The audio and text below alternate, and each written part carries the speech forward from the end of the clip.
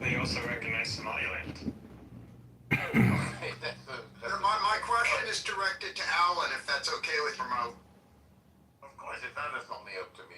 Okay, so Alan, please answer succinctly. In the past, and I have respect for you, but in the past you have had some slight grudge against Israel because Israel shipped a ton of weapons to Azerbaijan, and Azerbaijan used those weapons against Armenia. So my humble question is, now that Israel has recognized the Armenian genocide, are you happy to put aside your complaints about those weapon sales, or do you still have a grudge against Israel because of those weapon sales? We couldn't even enjoy 5 minutes of how. I'm not trying to be an asshole. It's an honest question, Norm. It's an honest fucking question. You know, Norm is right, but I will answer your question. I don't know. You have posed an interesting question. It would be based on whether they are continuing to sell weapons to Azerbaijan. It would certainly be interesting to see what happens with the war in Iran, because if the IRGC is eliminated, or if Iran no longer becomes a threat to Israel, then Israel's need to play nice, or pick a phrase, or to continue relations with Azerbaijan may shift, because as of right now, Israel and Azerbaijan, one of the reasons why Israel has relations with Azerbaijan is because they provide intelligence to Israel about Iran. So let's put it this way, Simba, it's a good first step.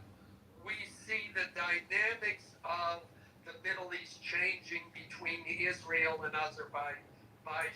We see changes between Israel and Turkey. We see things happening with Iran itself, with the war that Trump and the United States is engaged in. And what happens in the future? Well, I can't look into the crystal ball. Thank you for answering my question. I don't want to bore the room. No, that's okay. I'm afraid that this topic is boring as fuck to the rest of the room, so I withdraw the topic. I'm happy to let the moderators reset the. Well, I mean, it's not just arms sale. Israel gets almost 70% of its oil for Azerbaijan, so I am still scratching my head why they did this. The last people you want to do this off is the Azerbaijanis. They give them a forward. Hold on a second. Hold on a second. I'm not arguing with you, but I have a question. The veteran set up a sniper rifle and aimed at the 3 thugs who were having a gathering. The boy sitting in the middle was holding a bottle between his legs. Playing with the cap, Ivan aimed at the bottle, focused his mind, and pulled the trigger. With a loud bang, the bottle exploded, and the boy's blood splattered out, instantly rendering him sterile. Ivan calmly tidied up the table, picked up the spent shell, and walked down the stairs as if nothing had happened, continuing to watch his friend play chess. Soon, the arrival of the ambulance attracted everyone's attention. When the crowd learned that the victim was the thug, they all clapped and cheered Ivan quietly and left the crime scene. To ensure the remaining 2 thugs received their due punishment, Ivan knew their meeting time was every Wednesday. He calculated the time and waited for the next and was likely behind these 2 incidents and warned him to stay hidden, urging him not to go near the window, as he was the next target. Hearing this, the chief's son panicked and quickly blocked the window with a flower pot. Later, the chief led a team to search the veteran's home for evidence. After the search, they found nothing substantial. Just as the chief was about to leave, he unexpectedly noticed that the veteran's aunt had just returned home to retrieve her keys. The chief immediately realized what had happened and went to search at the aunt's house again. When the officers opened the gun cabinet, they were shocked to find that the sniper rifle had turned into a roll of waste paper. The chief walked over to the window and saw that it was the perfect position for a sniper, with the angle and sight line being ideal. However, despite his suspicions, he lacked concrete evidence and could not take action against the veteran. He sternly warned the veteran that if his son lost even a single hair, the veteran would pay the price. The veteran calmly replied, "It's too late, your son has already been killed." Upon hearing this, the bureau chief believed that his son had been murdered and was immediately plunged into extreme grief. The veteran set up a sniper rifle. The destruction of the Nord Stream 2 pipeline cetera, et cetera. If it's 70% down, that makes Israel even more dependent on ASEAN for its energy needs. But again, while Turkey and Azerbaijan have a close relationship, and it may have pissed off Azerbaijan, I don't think either is going to. I don't think Azerbaijan is going to stop selling oil, and I don't think Israel is going to stop buying oil. Okay, thank you. No further question.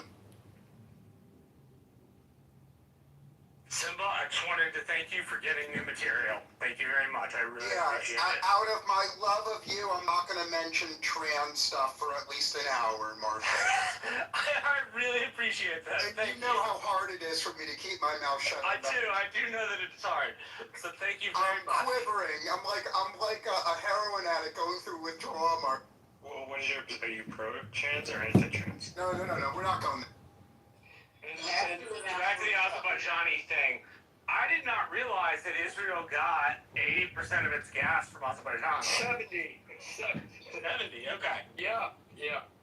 And Marshall, let me just say Stop this. trying to Jew us down on how much oil we get.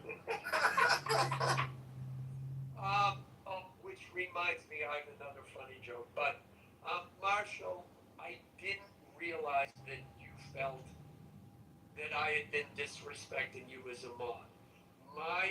And I apologize for that. I'm sorry, I got a little emotional. No. It doesn't happen often. It just like it happens. Yeah, it's happened enough for me to notice it. That's all. Yeah, but on my end, is that oftentimes I come into a room and I start getting dog piled on, and I felt that you've gleefully joined in that dog pile.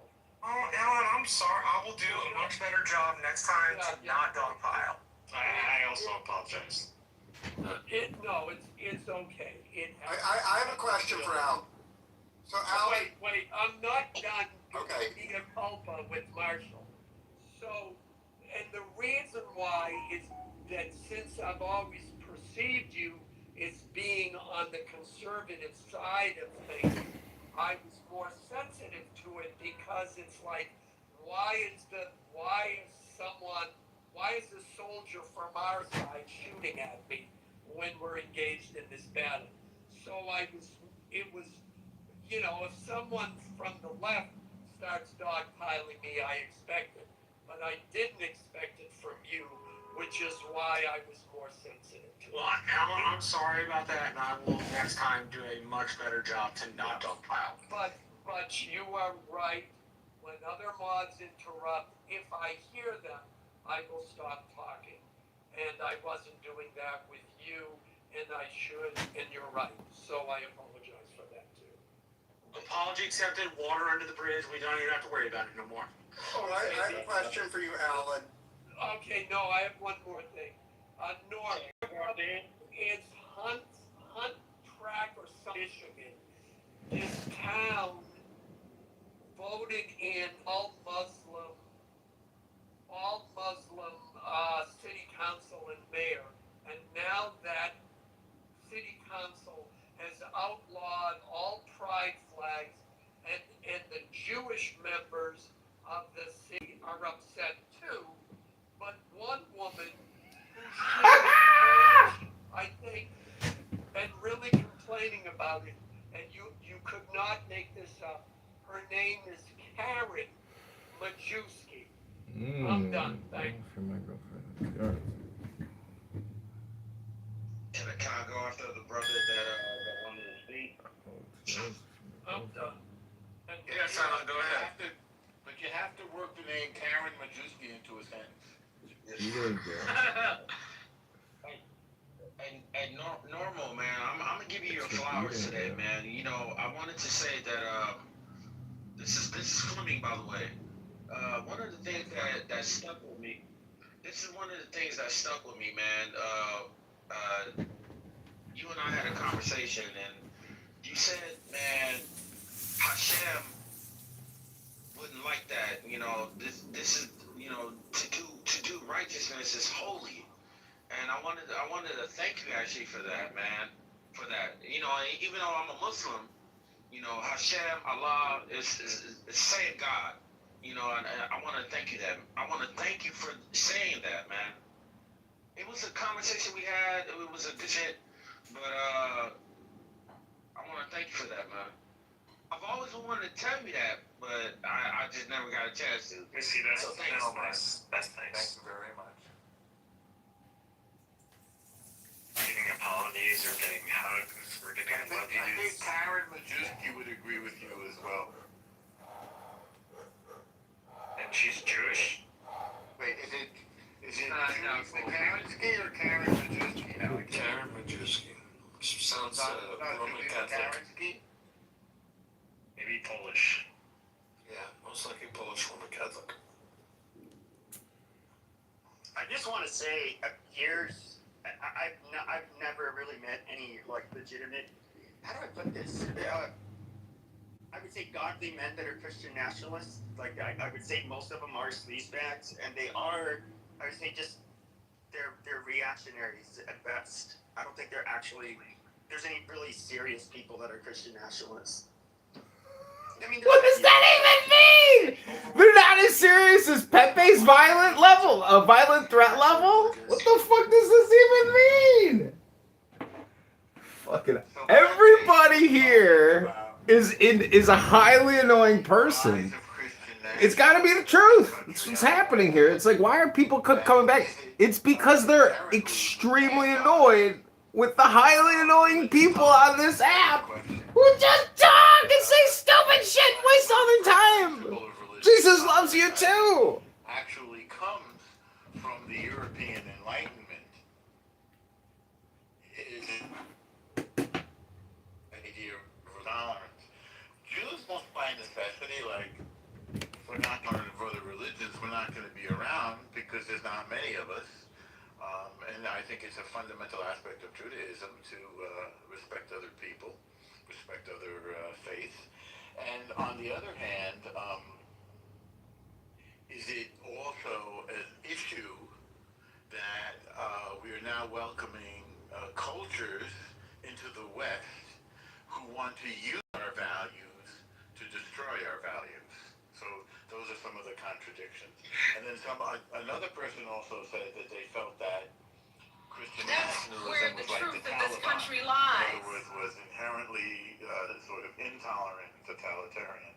And there's some examples of people at all points along this spectrum, including Doug Wilson and Nick Fuentes. Well, I think Doug Wilson's have very low opinions of. I believe he doesn't even. You can't even do it. It would be illegal to do the Eucharist or some shit. I don't know. I personally don't. I have a very view of non-Catholics. With the Orthodox being an exception, I very horrible view of these people. I can really give a shit what they have to say, but I would say I don't know that Christianity is necessarily tolerant. Going throughout history, I wouldn't say it was that tolerant. I think it's just like you said through the Enlightenment, and even after the Revolution, our founders, they were obviously This is John Kitover, Chicago mayoral candidate. We're listening to highly annoying people, extremely annoying people who just talk. They have no purpose whatsoever. It's kind of like a weird hypnosis meditation that the group goes into. And it's basically like AA or NA, where the group comes together and they just say whatever is on top of mind. I think Somebody might introduce a new topic. It just keeps rotating. Circular watermelon logic. They don't really believe Enjoy. in freedom of religion. They don't really believe in pluralism. They're the true guiding force of the woke and the leftists in this room and on Clubhouse is hatred of white Christians, and the evidence that that's their motivation is Dr. Peepee. They push to have massive numbers of fundamentalist Muslims move to America.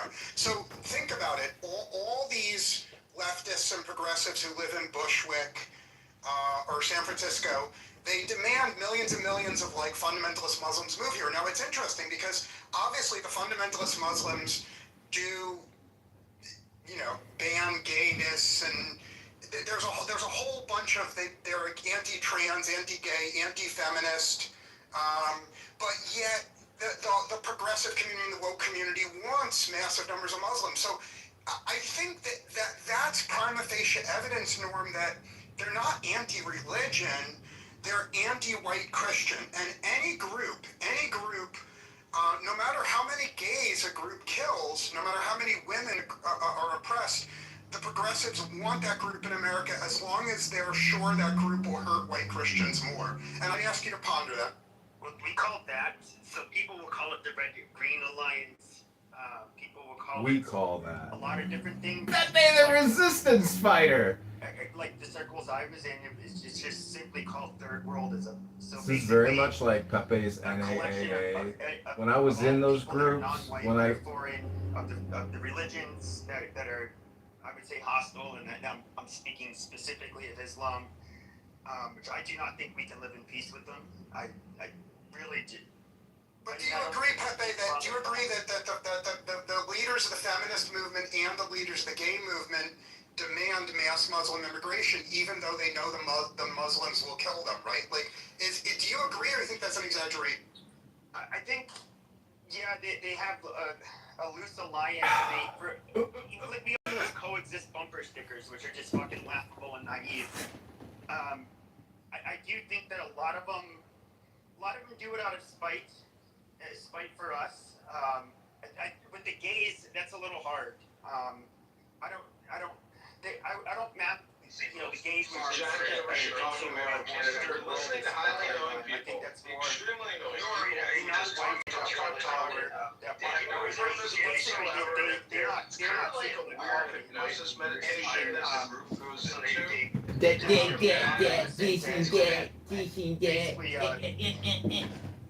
Have a it's just how people and I wouldn't slur the gay community in Europe as different. So, for example, people don't know this, but the leader of the anti-immigration party in Germany is actually a lesbian, and she increasingly in Europe, and I'm happy to hear criticism. I believe in Europe, gay people now realize that the Muslims will kill them. So gay people are increasingly voting for the nationalist parties like Alliance for Deutschland and Marine Le Pen. However, in America, the gay community has not realized that Muslims will kill them. And I believe the gays in America still vote for mass Muslim immigration, but I'm happy to hear criticism. Yeah, queers for Palestine. Yeah, I mean, Have you heard of the dichotomy between European gays and American gays, Pepe, or you think there is that nudity? Well, I think that the issue is that Islam, we don't have to deal with much of the bullshit from Muslims here in the United States. In certain communities, they're like 30% of the overall population, right? Yeah, they'll be like maybe in Dearborn, Michigan, or something like that. But overall, they're such a small percentage of the population they can't fuck with anybody. In Europe, that's a whole different story. In many, they're everywhere, and so they would feel unsafe by these people, whereas homosexuals in the United States wouldn't. So I mean, that would be my explanation. Like, I personally don't fear Muslims in this country that much. I mean, I don't think we should be inviting them in, but I don't think that they're going to ever be able to. Because I get Zionists that will be like, oh, they're going to take over your country. You just wait and see. And it's like, nah, I really don't see how that's going to happen. But in Europe, it definitely could happen.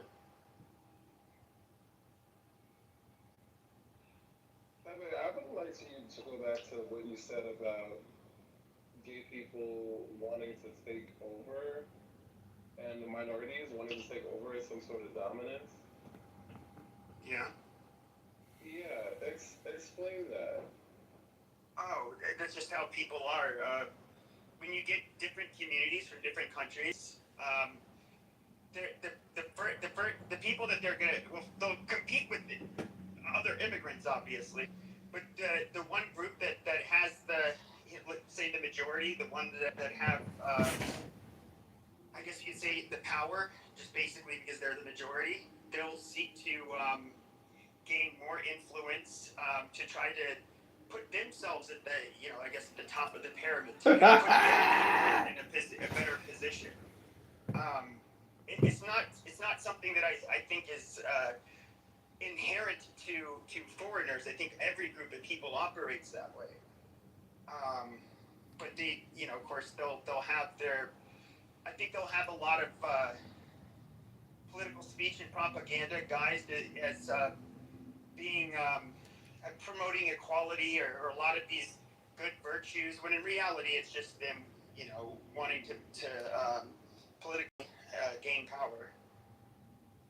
I believe in Europe, gay people now realize that the Muslims will kill them, so gay people are increasingly voting for the Nationalist Party's like Alliance for Deutschland and Marine Le Pen. However, admitted that the biggest threat to our national security is white nationalists, white supremacists, and people who, Proud Boys, all of that, all of the big assholes, who basically want to make this country, some sort of Eurocentric utopia, whatever. Chad Catholics too. Yeah, it's like I'm just. I think that it's David Bowie.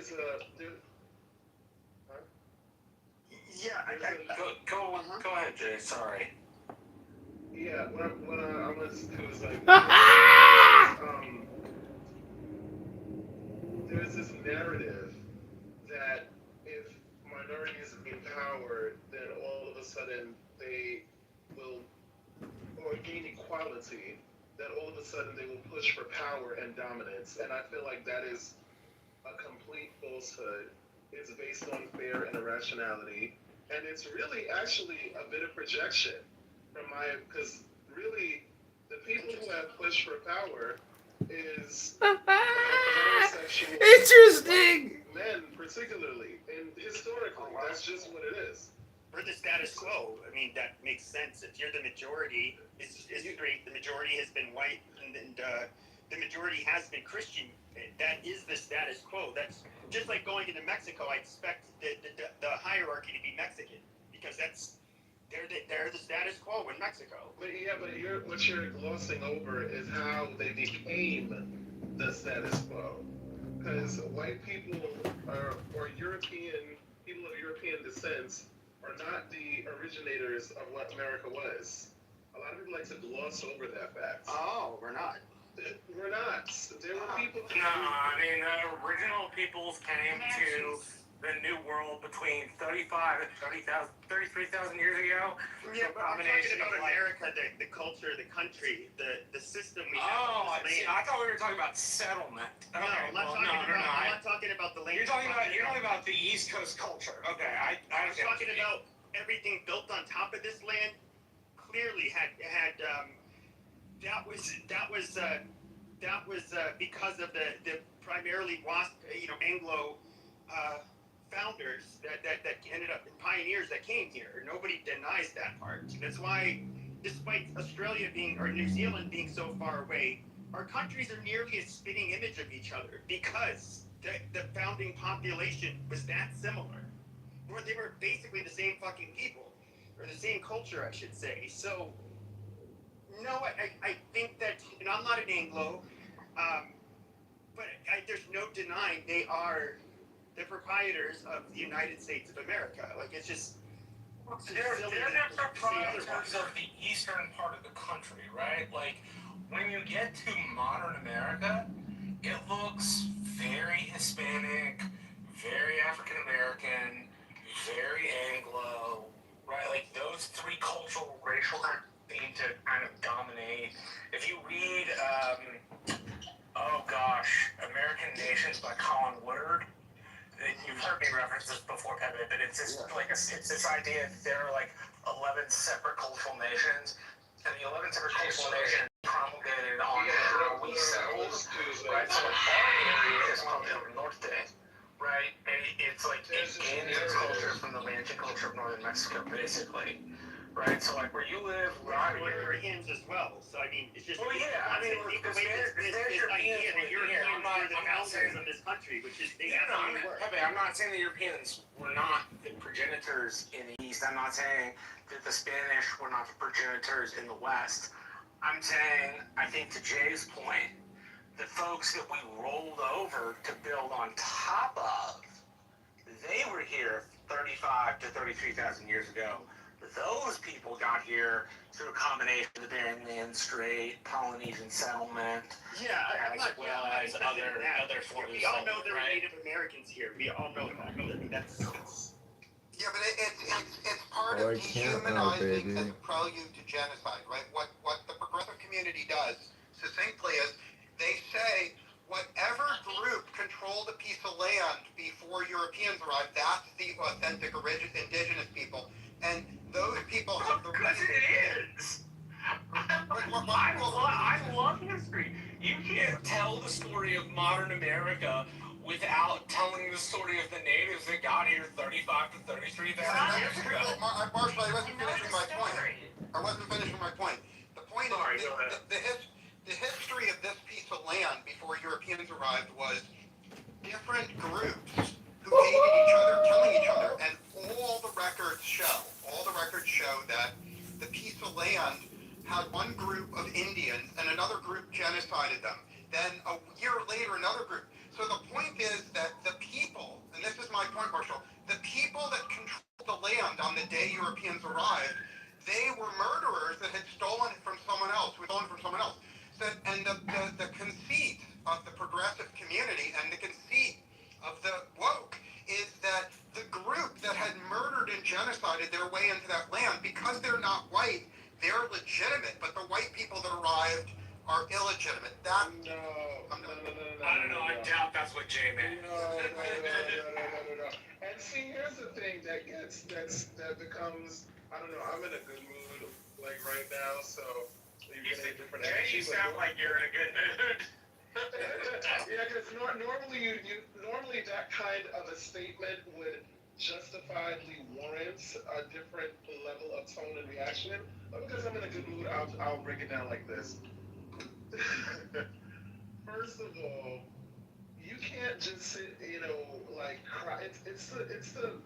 It's the yearning for victimhood that I can't take from certain people with those kinds of beliefs. When you literally have privilege like my birth, simply because of the nation that we live in and the history that we have, that is irrefutable. People, the difference is, there was not just you have a war, or people kill each other and then it just ends there and there's like peace. No, there's been systems in place to have a sort of caste system of people within this country from the very beginning. It's like, look at all the folks that we rolled over to build on top of.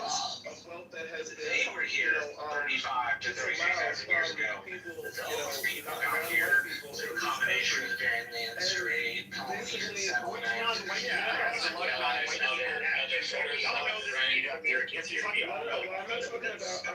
talking about. Yeah, but it's part of dehumanizing what the progressive community does.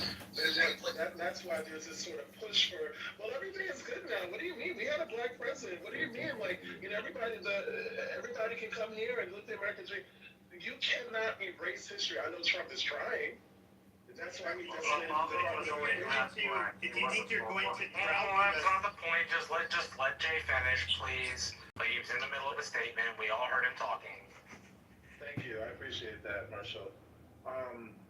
But it's like there's this, and again, it speaks to my point because I think it's very interesting, this sort of, yearning to be able to only view the positive parts, and this yearning for sort of a pride in our history. We have a dark past. Yes, there's been great, it's a complex past.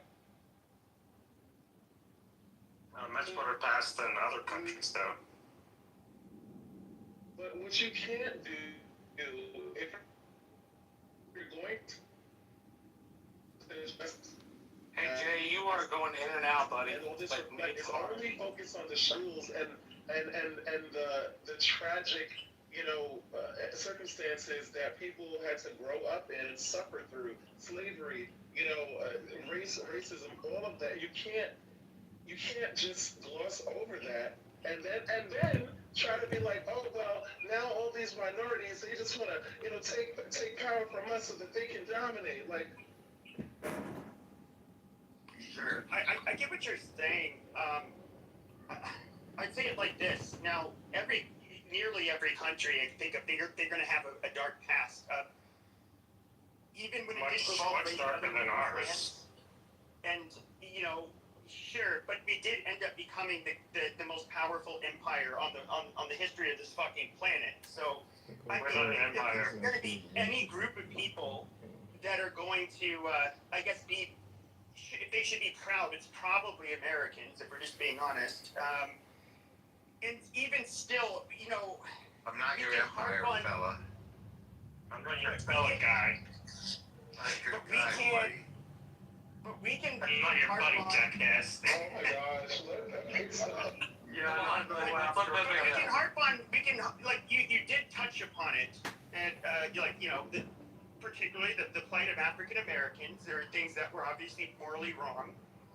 But I would say there's a little bit of a caveat. This is not my opinion. This is a fact. In every country where you have blacks as a minority, they are the de facto underclass. They are the de facto. They're the ones who don't do very well.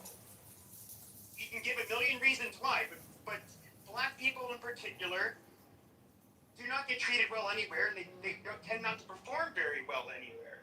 Some of them do, but I do think there's other issues that, and us ushering in a bunch of immigrants, whether it's Southern Asians, East Asians, Latinos, all of Latin America is pretty racist towards It's blacks. like, It does not improve your situation. In fact, the group of black people that have the best it's outcomes in comparison to any other blacks in the world are the ones from the United States. to be So, able I mean, you can harp on how the history, positive but then you can look at you're the most privileged black people in the world. I really don't. I think That's you a hot should look take. at it through a different perspective. Yeah, I mean, there's I'd some like to wealthy respond black to- people in France. As an yeah, I would like to respond to, implicit in all those statements is the idea that, well, you stole the land from native peoples, therefore you don't have the right to complain because you're benefiting from the systematic oppression and racism and misogyny and patriarchy that happened in our past. So if other people are going to do that to you, you just gotta sit and take it. No, we don't. Because white Europeans came to this country and engaged with the native peoples who had done nothing with it for 10,000 years. You look at the technological achievement of Europe, that was brought to the United States. And so that's issue number one. Number two, I'm sorry if this offends people, but this country was built by white Western European males. It was not built by the African Americans. They did contribute some, but no, this country was not built on their backs. The contribution of African or black people during slavery was about 15 to 17% per year of the total GDP, period. So, yeah, we are going to complain, and we are not going to allow people who use these leftic talking points to tell us, oh, you can't talk because your ancestors were bad, especially since everyone, be they native, be they black, be they immigrants, be they illegal immigrants, be they anything, benefit enormously from the accomplishments of Western white Europeans. So we would like all of those people to sit down, stop complaining, and say thank you to the white man for everything he has done for you. You're goddamn right, brother. So you're saying that black people actually benefited from slavery, is what you're saying? Yeah. They benefit from Where have I heard that this before? country. Where have I heard that before? Say they benefited You got that right, slavery. I said they benefit from this country. You know, you got to listen to Alan on this. He was actually here when the Mayflower landed.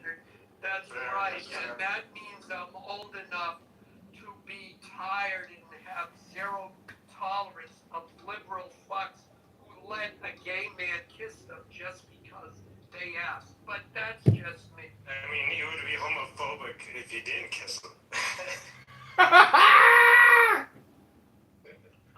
Wow. I really, it's the white victimization for me. No, like, no, literally. If you get No, excuse me, don't interrupt me. Don't interrupt me. Alan, I'm going to need you exercise some restraints. Because I guess it triggers you when you come face to face with somebody and actually tell you that you are not a victim, that you came from privileges liberal from not liberal bullshit. You have not built anything. You have not. How have you built this country? Does everyone get to complain? Yes or no? Yeah, not while I'm fucking talking, jackass. Does mic the fuck up. everybody get to complain? Oh my Yes. god. You want to be a victim Yes so or bad. no? Where's the little white man violin? treating Where's the you white as people an who equal? which I'm sorry. White man treating you as an equal. No. It's not an equal. The white It's man not an treating equal you at as an all. equal. No, If this is you're not a an man, equal. you understand. You want to be. You want. Equal. No. It's not about Answer the complaints. question or shut Not up. about complaints. No, you can shut the fuck up. Don't fucking talk to me like that, bitch. Because we'll derail this whole fucking room. Because you talking to a gay black man that will punch you in the face and then fuck you, bitch. Well, as long as he consents, he has to consent. No, he doesn't have to consent. Fuck that. Because my ancestors didn't consent. So fuck that. You talking to me with that bullshit like you talking to somebody who's educated and smart as fuck even before I was educated. Got skipped in fucking nursery school, and that's a fact. Don't come at me with no bullshit. I was keeping it cute. Where did you get your degree? I told you. That's irrelevant. But I have several degrees. You talking about college? Yeah. I have several degrees. I treat you like an equal, and who's the victim now? No. It's not a victim. Not a victim. I'm somebody who's just checking your ass because you're ignorant and ill-informed. No. Yeah. No. You. Oh wait. Who are you? Oh, what Okay, if he's in the room, did you hear from Jay and then hear from Alan afterwards, or whoever was gonna go next? Yeah, that was thank you for that, because that's what was going on that derailed the conversation in general. I was responding to the complete bullshit that Alan said, and I'm not going to be here in a room and be discussed, like I'm not in the fucking room, and have some jackass, probably white supremacist, talk about how actual history is up for interpretation. It's not up for interpretation, jackass. What happened, happened. And it's not like I'm sitting here crying about it. All I'm saying is that you can't erase what happened. What happened? What happened? Well, let's, we open up some history books. We understand that people were slaves, that black people were slaves for hundreds of years. We understand that the fucking White House was literally built by black people. We understand that black people that black people have literally contributed to freaking advances in science, advances in fucking who invented the fucking pop cone? Invented peanut butter, invented fucking culture. Because guess what? When you're going to your basketball games, the what do you call it? The Knicks. Yeah, the Knicks, and I'm not into basketball. That's okay. We're not all perfect. Fucking go look at that. We have culture, TV, like whatever, the history, doctors. Black people have been the blueprints. And listen, I'm not even like a black supremacist. I'm not even sure that I was addressing with Pepe earlier. I think that there's a really insidious narrative about, and maybe just a misunderstanding, an irrational fear, or really a phobia of black people attaining power, because it's like, oh, well, our ancestors oppressed them, and blah, blah, blah, so they're going to just do the same thing when they get a chance. It's the same thing with misogyny. It's the same thing with gay people. It's the same thing. You're always worried about people who have been disenfranchised, especially for generations. Once they get, the power, they're going to abuse it. No. That's your playbook, not mine. I'm speaking to the ones who it applies to. People like that Alan jackass. Not all the white people there. I love white people. I love white men. Trust and believe.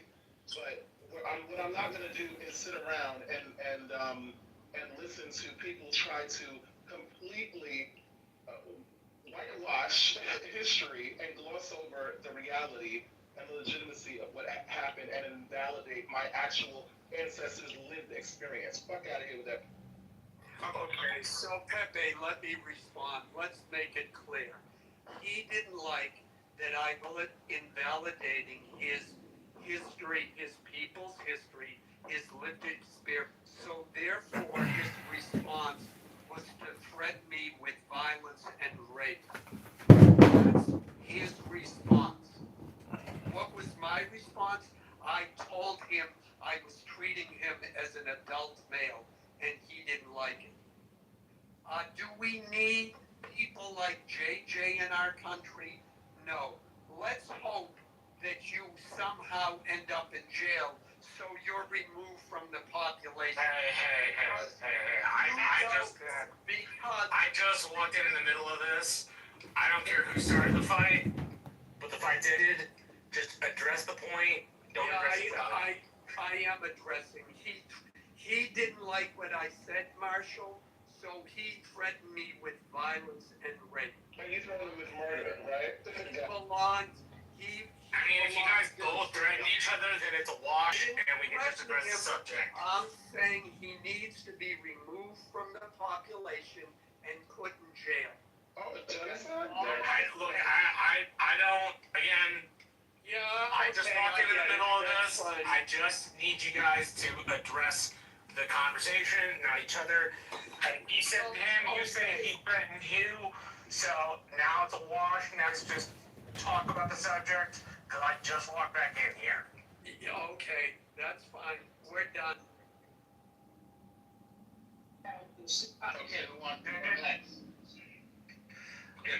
So, I just like the substance of what I said to be addressed, because I feel like I made some pretty valid points, and we're actually having a pretty productive conversation, particularly like with what I was addressing, the kind of things that Pepe and some of the people were saying. Would you mind refreshing on that? Yeah, so you have to repeat, but I hope you don't mind. Yeah, no problem. No, so what I was just saying is that, basically there is just this narrative around, minorities attaining power and a sort of irrational fear of like, what can happen, like a slippery slope of, oh, well, if we give them power, then, they're going to oppress us the way that our ancestors oppressed them, and they're just waiting to get in there. And I've heard that. I live in an area that's 95% Hispanic, and I can count. Just give me a sec, Pepe. And I can count on like one hand the number of times somebody called me a cracker. Right? Sometimes they would call, like, when I was growing up, they would call me güero. Right? Like little, like. That's not even a mean word, though. No. What I was gonna say was like take güero or güerito to to be like a mean thing. Like I never took it as a mean thing. My point is like I grew up in an area where minorities controlled the government and the levers of power, and like far from the minorities taking vengeance upon the Anglos that lived in the Rio Grande Valley, right? Like we've been treated with respect and decency. So I hear where you're coming from, JJ, because that seems to be when I get around large groups of white people and this conversation comes up, that tends to be the conversation. Oh, if we give them power, they'll oppress us the way we oppress them. Well, you know, Mexico did invade Texas. Well, not you, Brad. I'm talking about other people I've talked to.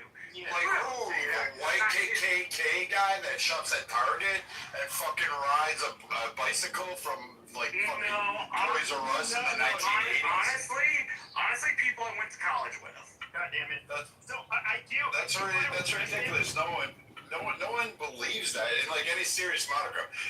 Like on Clubhouse, that shit would rate. Like we have this whole like all these sides have these mysticisms about this shit, and it doesn't there. JJ, hate to tell you this. Black people did not build the entirety of the White House. They contributed, yes. Just like the whole country. You didn't fucking build the whole country. It wasn't built off the backs of black people. There was a great proportion that was significant that helped establish the country. But, like, the whole hyperbolic thing is there. White people are not afraid of being slaves. The Hebrew Israelites are not going, no one...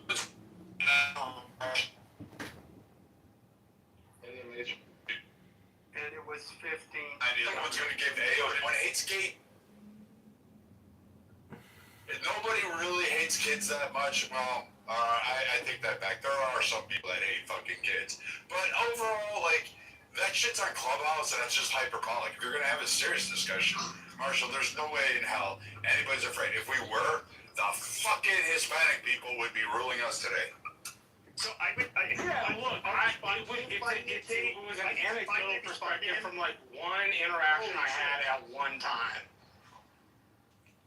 So, Jay, yeah, go on, Pepe. So, regarding your, look, it's not African Americans that are going to outnumber, in my estimation, my personal opinion, they will never. First of all, they're too small of a population to even be dominant over us. But the people that are coming in are predominantly non-black people. Those are basically the people I was referring to. You have Indians, which I think are going to be very tribal. You can say that you're starting to see some issues with them kind of favoring each other in different industries, that kind of shit. But with black people, I think as we get more immigrants that are not white, I still don't. In my personal opinion, it might even be worse for black people. I do not see you guys being elevated to any dominant positions in the United States. So black people are not my worry when I was talking about like the tribalism that you see between different groups. Oh yeah, one that become president. Yeah, but he's voted for by the majority, so. Yeah, I'm kind of confused. How does a black person being president equate to like a dominance theory that first off, all black people, they're not unified. Like, no fucking way. Like, I mean, it's worse than Biggie and Tupac, or is it Biggie and Tupac? No, I don't know. Whatever fucking conflict was going on that day. Like, yeah, like that shit, like, literally, where do black people that get modicums of successes and reach the upper middle class go to? They go into sections where they want to be around the poor. They don't go back and rebuild homes. They don't go back and rebuild infrastructure. They talk about it, but they never actually fucking do it. And to be honest with you, the poor in the one area, they don't want to talk to the other poor in the other area. So like this idea of a universal economic system that'll be prevailed upon by only black people is just more like fucking, I don't know, like get a better stroke. Like, I mean, even Hollywood isn't making a movie on this shit. So Jay, I'm curious if you agree with this. Is it a class thing more than a race thing, you think? There's that minority piece you were talking about, but there seems to be this class thing where people are like, well, I don't want to live around people that are poor, quote unquote, right? Yes, that like takes into account minorities, but one of the critiques I have heard from friends of mine who are progressively left is not a racial critique, it's a class critique. I'm curious kind of what you think of the class critique. Well, here's the thing. I think that there again, that speaks to this, especially because, and maybe just because I listen, I think a lot of us probably who are pretty politically, and socially like aware, well, some of us to different degrees than others, but I hear a lot of this narrative on the right about trying to separate those things as if they're not intertwined. You know what I mean? They seem to be together. Yeah, because the reality is that we can't, generational wealth is a thing. Black people, Black Americans, were not afforded the ability to accumulate that to the same degree as their white counterparts, obviously, because of slavery and history, whatever. Jim Crow, so forth. So, Well, Asians then. Didn't they get their Asians in a role? Asians did not have the same the historical Yeah, the history that we have. They were in internment camps. It's worse. They got blown up. They were tunnels, and the women were sex. No, it's not worse, and it was not. It is worse. Okay. No, it's not worse. They were put in camps. That's What are you kind talking of about? This is why people have black fatigue. They were putting. No, it's They were not put in black camps. fatigue. They weren't oppressed for 400 fucking years. Yeah, there's a difference. No one's accounting for the difference, but to say the site that the Asians didn't have Jim Crow when literally the same states that had Jim Crow. So like they had like literally there's a reason like outside of the configurations, but California literally had an anti-Chinese, which they grouped up anti-Asian policies and legislation that existed for fucking until what 1950 something, 60 something. 60 something, Brad. Yeah, 60 something. So I mean, like it was what 1950 before they were able to even fucking marry a white woman. So weren't even allowed to get an acting job in Hollywood in the fucking. Even the Italians in New York, they had to separate themselves. Fuck the Guidos. No wasps allowed. Yeah, fuck the Italians. That's not nice. They gave us pizza. That's the only claim they get. I just don't understand. They gave us pizza and Caesar. It's like the Asians can be successful. You mean Caesar dressing? No, I mean Julius Caesar. Why would I be talking about Caesar dressing? I think it's because of weak. Because he brought up food. You guys are over talking people. Asians have better fathers. Like it's the weak black fathers is the problem. Not like history or something. Wow, that's kind of racist. Wow. Okay. Well then I'm right. It's not kind of I mean, racist. You just gotta love the casual racism, at 5 o'clock in the afternoon. But when we go into Is it actually black, right? there's a lot of black people on this app, and they undoubtedly the biggest intra-community discussion is the two-parent household question, and then liking to talk trash about each other, the opposite sex within the black community as well. But that's not something that amongst black people that's probably going to be the number one.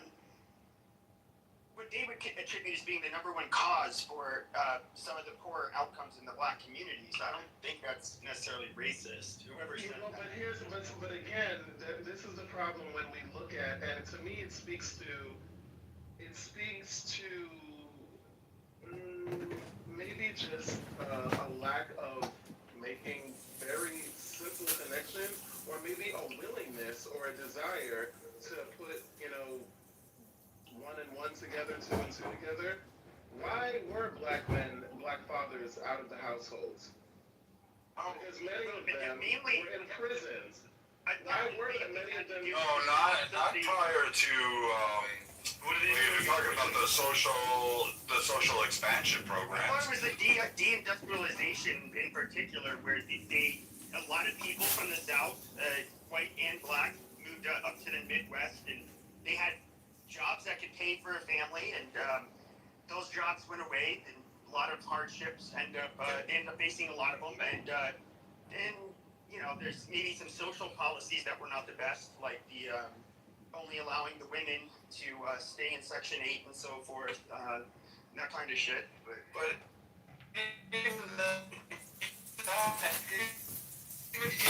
even expansive roles in like a Misuzi over prevailing group that utilized utilizes the most social safety nets? White people, in particular white women. So even then, if you're talking about who pushed the black men out of the community, no one told black men to up and leave their families. No black woman said, you know what, honey, I want to live on the government tit, and I don't need you to go get a job because I can just get this free money. You go away. I don't need you anymore. I mean, unless they were abusive or something like that, I'll give a carve out for that kind of shit. But really, a majority, black women weren't telling black fathers to get the hell out of the household in any kind of facet. That like myth didn't happen. Otherwise, we would have saw it amongst other groups like the Hispanics, the Asians, and white people. It would have I'm gonna be total stick in the mud. Gary's room is starting, and Scott and I are going into Gary's room. Norm, if you'd like to follow us over, we can, but I think I'm gonna go ahead and shut her down. Since this is going, I kind of feel like I've got to keep track of those. I'm out walking and knocking on doors. Yeah, You'll stay? Yeah. Okay, cool. Yes. Well, I'm gonna go to Gary's room. I will see you guys later. Bye. Enjoy. But Jay, do you agree with that? Like, I mean, black women did definitely. There's no point in the history of this country where black women saying, "Get the fuck out of the household and stop helping me raise these kids." Yeah, of course not. Like, so there's literally, first of all, we have to acknowledge just like logic, you know, basic logic. Most problems have more than one. It's not just a simple, you know, cause. There's multiple causes. So you're saying it takes two to tango? No. I'm not talking about the dynamics between like the mother and father. I'm talking about the reason why black men, particularly, were removed from the household. This, and from my vantage point, and a lot of scholars who've studied this is something that was system. That's why we talk about systemic racism, systemic oppression, because this is not just, you know, something that just happened out of nowhere. So look, for example, to like I was talking about mass incarceration. Beginning in 1970, black men, there was the war on drugs, was like kind of what it was, you know, called. Black men were basically arrested at much higher rates than other groups, often for minor and non-violent offenses. So basically, when the father goes to jail, he's removed from the home, and there's a criminal record. So it's like a two-part thing. Okay, so we can take that, but Jay, stop there for a second. What was the percentage of the black male population that occurred to in what given sect of time during the USA? Is that pre-1960 civil rights? Is that post the second civil rights or the first civil rights? Are you equating it throughout the entire history? Or are you citing this because the social advance programs didn't occur until much later past the second civil rights passage? Right, the war on drugs is like the 1980s, right? 70s and 80s. Okay, so if you're targeting the 70s and 80s, yes, I would agree. Black men were actually prosecuted and jailed at a much more higher rate than white people. But the overall percentage did not equate to the lineup. In fact, I think it actually equates to like, what, 5% of single black households that solely relied on a woman raising the kids alone and receiving government assistance. Those numbers don't equate, is what I'm saying. Yeah, that doesn't matter. The same law that would put a black man in jail also applies to white men too. I mean, it wasn't like black people only law. Okay, that's So that's a whole different thread. I like it. Because we can't be obtuse. Laws are only as good as the people who are willing to equally enforce them. Like a law doesn't mean shit unless you enforce it. It might as well just be just a random compilation of words. You know, like we just can't, because and that's what I think, when you see black people getting angry about this kind of stuff, it's because there's a persistent gaslighting that seems to happen. I'm not saying that that's the intention, but it's like, dude, these things have been studied, they have been passed down from personal accounts, witnesses, people who live there, documented interviews, things, statistics, all of these things. We're not making this shit up, you know? And so it's not, and if anything, that's why it's so frustrating when you talk about black people you know, what they don't do as well. The fact that we do have black millionaires, black successful businesses. Look at Black Wall Street. That was attacked and everything by the people at that time. We have fucking black excellence on so many levels, despite the intended oppression and suppression of black people's civil rights. But Jay, I get the talking points. Like I get the whole "I have a dream" speeches. Like I've heard it on Clubhouse for 5 years. Martin Luther King. I'd say a lot of people missed a lot of the Martin Luther King. You forgot And they should. Junior. And I think people should have paid more attention to Malcolm X versus Martin Luther King. And there were other greats at that time as well, Lewis, etc. You can go down the list. But what I would say is, though, when we look at the data, we can now with the historical lenses because it's been combed through, and because there's a lot of hyperbolic or really reaching on this. Again, when we look at the raw data, like I could cite a period in time from the 1920s to the 1940s, where white men were the actual largest group per capita, percentile-wise, etc. All the way, the numbers indicate they left their homes much more frequently than other ones, and they did that despite receiving government assistance, mostly due to economic collapses, Great Depression, the Midwest, what do they call it, Dust Bowl, that shit. They absolutely left and abandoned their families because they were just one of those. But overall, like we can say that the inclinations are more along the lines of, hey, no one actually pushed that narrative. And it always comes back when we look at it, and we've heard this from a variety of well-known black women leaders in the community who say, no, this didn't occur that way. It occurred because this was a choice. Well, I wouldn't count her as an expert. But I would say that these various leaders would often cite that, hey, yes, it's a nice coverall, but it doesn't actually equate to the problem. And the stats don't back up that narrative. Let me ask you, what's the number one cause of divorce in most marriages? Infidelity. Irreconcilable differences. That's not true. No, not legally. What are those? The legal thing is, well, I would say it could vary from like economics. It could.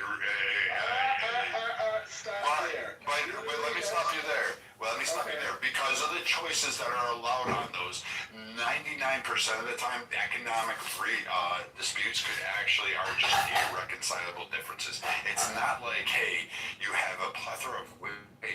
I didn't mean the diamond ring and the Mercedes, and since you can't do it, I'm leaving. Like, I don't believe anywhere that study exists that can prove that. But at the same time, I think the arguments over money or financial constraints throughout the course of the life has our inability to resolve those matters and to overcome them as groups in between is really, really highlighting. And it doesn't particularly weigh on women because we can see this in lesbian studies where they have very, very high propensities to have irreconcilable differences, including economics and abusive relationships. Do you not agree? No, right. But see, what I'm trying to say is that what we can't do is when you look at one study, when you're looking at certain things, you're looking at them as if there are certain groups. You're looking at them as if they have parallel experiences. And to some degree, like, certain factors are similar. But you can't negate, or just try to,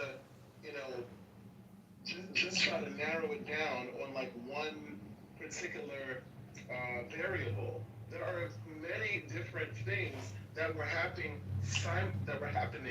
simultaneously, right? So obviously, that's the thing. Obviously, it's not just, the why men left is mass incarceration, is economic hardship, is a legacy of slavery. Would it be mass incarceration? Is also, hold on, huh? It wouldn't be mass incarceration because even as I pull up the stats, not by itself. No, but that's what I'm trying to. But the mass incarceration. It's not. it shows that the majority of those crimes didn't come from the majority of family homes. Like the mass incarceration you're looking for actually occurred with single men. Now they may have had children with various other aspects, and I can grant you that. But the overall solidified home of a family, that number is not warranted in the crime stats. It shows different. No, you're right. But that's what I'm saying, though. The reason why people make choices for reasons, right? These things just don't happen in a vacuum. There's nothing inherent. And I think January 6th was that because there's this narrative about black people being more violent. Absolutely not. Not the ones who were beating up cops on January 6th. That was white man. So it's like there are many different factors as to why black men particularly did not could not be patriarchs in their family, like to a successful degree. First and foremost, back then in those days, like you had to deal with racism, you had to deal with economic struggles, you had to deal with, what are the ways that you actually build wealth, right? Most ways that you, a couple of the easiest ways that you build wealth are by owning land, owning property, and starting having your own business. Let's stop there. Let's stop there for a moment. So, it's like there's a multitude of aspects you're attacking and stacking up. So let's go through. There were 5 homestead acts that occurred within this country during that time frame. And if you actually start to really go down, and the last homestead act claim was like 1989 for a guy in or 87. I'm sorry, I lied. 87. It was 30 acres in Alaska. He got it. He was a Vietnam War vet. 30 acres in a mule. No, it was 30 acres he claimed in Alaska, and he was the last petition to file it. And the reason they closed the program is because no one filed for it. It was absolutely done.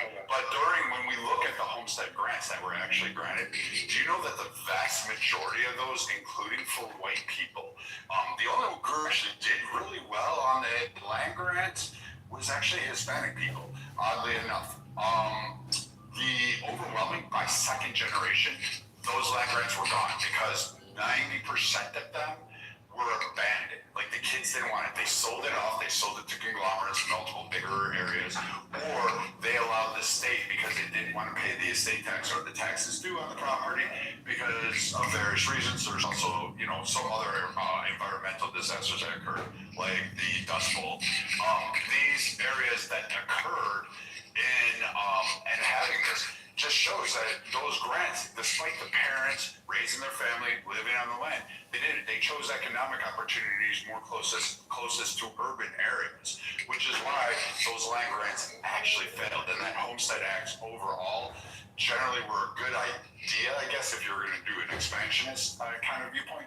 But overall, the ones that maintain it, including black populations, the kids, like even white kids, they just didn't want to fucking do the work anymore. They didn't want to be farmers. They left. And we see this recurring theme. But again, the Hispanics, they held on to it. And so did the Asians up until World War II.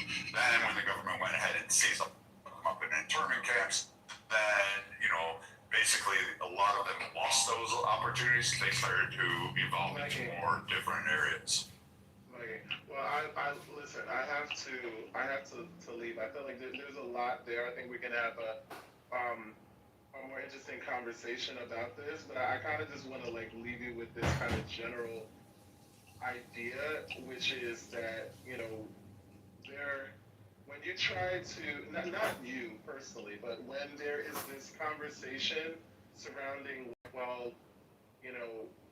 these other groups seem to have figured it out. Why can't black people, just do what they did? It's that's where you lose, literally, every black person ever, because we're not gonna sit here and act like there weren't, especially black Americans, right? Because actually people who come from, Africa or, Europe, black Europeans and different parts of the world, they don't have the same kind of generational trauma that we have, in addition to all the other things that we mentioned before, in addition to the history, in addition to the fact of there's been so many studies for literally always hiring certain people because, oh, we want a certain image, we want a certain look, we want a certain number of white faces in our thing because that's what's going to sell. How many Black Panther? They didn't want to.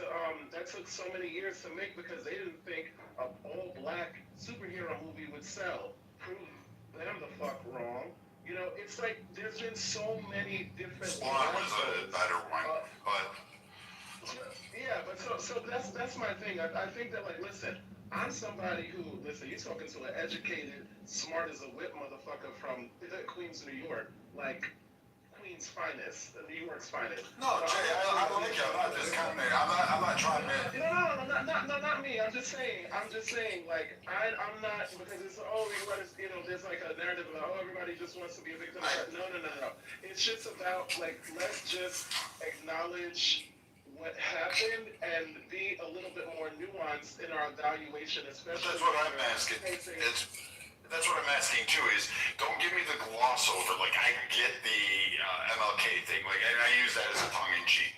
I get the whole because there's a lot of people that rip him off out of context and apply it to absolutely everything and use that as a crux. But when I go through and I look at the policies or I look at all right, who did what under which areas, like when I go through those historical records and even reading the Times, like your argument there is like, oh here. The generations didn't do it, but yet the people that came out of that great, even still suffering in the Jim Crow era, that actually started to build generational wealth through land acquisitions, through financial means, and had that. Yes, they faced racism. Yes, they faced. I give you all of that. How those groups still succeeded until their generation came out who said, "Screw this! I'm taking the money and running," and that was it. And it didn't just occur in black communities. Maybe because black people are a minority that it gets hyper focused on, but it happened in the vast majority of white communities too. So when we look at these two demographics side by side, you see very similar slopes of like removal from opportunities for generational wealth, despite their families actually providing that narrative and facing those. And so when I look at that and I hear, oh, well, it was because of racism. Yes, but there was the pathway. Yes, I'll give you like the GI Bill. I'll give you trades and patent marks. I get that. The 75,000 patents that existed, that definitely would have brought wealth to black people. I give you all of that, including the artwork, some of the script. Internet, without knowing where they're going on the internet, what they're seeing, how it's affecting their developing minds, I agree. That's a serious problem. So, should we support a social ban for children, or should we say it's mom and dad's responsibility, not the government's? We don't need a nanny government. I'm going to start opening it up to folks on the stage to speak in the order in which I see them. Alan, are you interested in commenting on this one? If Alan doesn't answer, folks, for those who don't know, he is running a small retail business, and he's probably with a customer. And so, actually, when Ed cannot come to the microphone, I'm happy, believe it or not, because it means he's hopefully making moolah shula, and that's important, because we don't want to just, you know, as much as I want people to be involved in what we're doing, taking care of business comes first, right? So we'll go to Scott, followed by Marshall. Okay. Here we go. Yeah, I mean, look, I don't have a ton to say other than, look, I mean, you know, of course, the number one advocate for this policy of social media banning and this sort of stuff is Jonathan Haidt, right? I mean, he's an NYU psychologist who wrote the book The Anxious Generation, who focuses on the rates of anxiety and other mental health problems that are increasing in this teenage generation. He links this to emergence of social media and decline in exploratory play. Oh baby, He I wants to can't go go further later. than social media. He wants an entire smartphone, right? So, I mean, Google Jonathan Haidt, he's stuff. And there are people that challenge this, right? I mean, the people that challenge it say, look, it's oversimplification. Social media helps as many people as it hurts. You know, for people that are marginalized, there needs to, you know,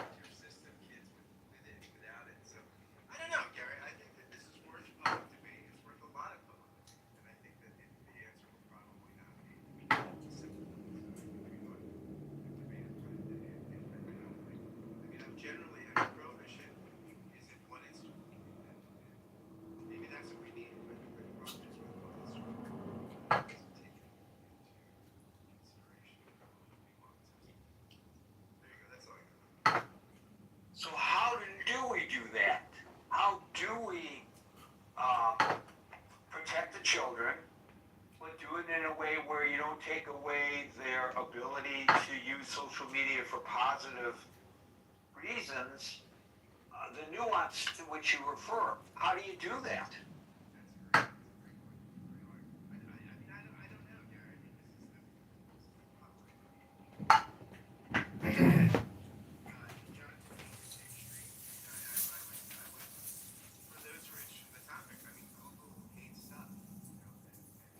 Also, you'll come up with people. I came up with an article today from a woman in the Guardian. This is a little dated because we've seen your but you know, this is the book is Kate's book is about that. And the title of this is "I'm an expert on adolescence. Here's why a smartphone ban isn't the answer. What we should do instead: show more parental interaction, or sort of some of the stuff you said, more technological awareness at an early age. So I mean, this is one of the things that requires robust debate. So I'm tempted to kind of weigh in on one side or the other, but I don't. I'm not. I don't know the answer. I do know that further vigorous conversation. You know, it occurs to me, Scott, that even the most mundane, unobtrusive approaches to this become controversial. So, for example, we have seen on the local level, and this is something that can be easily done and doesn't affect the social media platforms themselves, saying that the children cannot use or bring phones into the classroom because it's distracting. And I don't think that's such an onerous thing for a school district or a school to impose upon the children. But then you get pushback from parents who say, well, what if there's an emergency? What if there's an emergency? And I'm thinking, when I hear this, how the hell did I survive 12 years of education, well, actually 13 if you include kindergarten, if you want to consider that, without a cell phone? What did I do if there was an emergency? What did my parents do if there was an emergency? How did we manage? But even something as unobtrusive as that gets pushback. Now, you expect the pushback from the children, but what I find kind of astounding, Scott, is the pushback from the parents. Yeah, of course. I mean, look, I mean, yeah, I doesn't surprise me. There's, you know, people, again, this woman who wrote this article is weird. She talks about her own kids and the reasons why she doesn't support it being as an adolescent psychologist. I know, I think it's complicated here. It's complicated. I'm Mr. Gray today. I agree, it's complicated. Marshall, followed by Daniel. Oh, Scott, I don't really know the answer. I do think that you ought to introduce tech gradually, and tech should only be accessible in family areas to kids, right? So if you want to play a computer game, great, but it's got to be in the family room, right? You're not allowed a computer in your bedroom. You're not allowed a TV in your bedroom. You gotta have books in your bedroom or toys, right? You need more free play. That's about the end of what I think. So that's interesting that you should say that. I was actually thinking about that as well. From my days when I was parenting, when we had one computer for the family, and I think I've mentioned this here before, but my decision was, and my wife's decision was, we would put that computer up against the wall, so if the children used the computer, their backs were to us, and we could walk past anytime that we want and look over their shoulder and see what they were doing. But today, the computer, as we all know, is a handheld device, which they take with them everywhere that they go. How's a parent supposed to enforce? No, under my metric, you would not get to take it with you everywhere. It would be in one place. You would have to use it in one particular place, and it wouldn't move from there. So in your metric, you your children would not have, you would not allow them to have smartphones. No, I'm buying flip phones.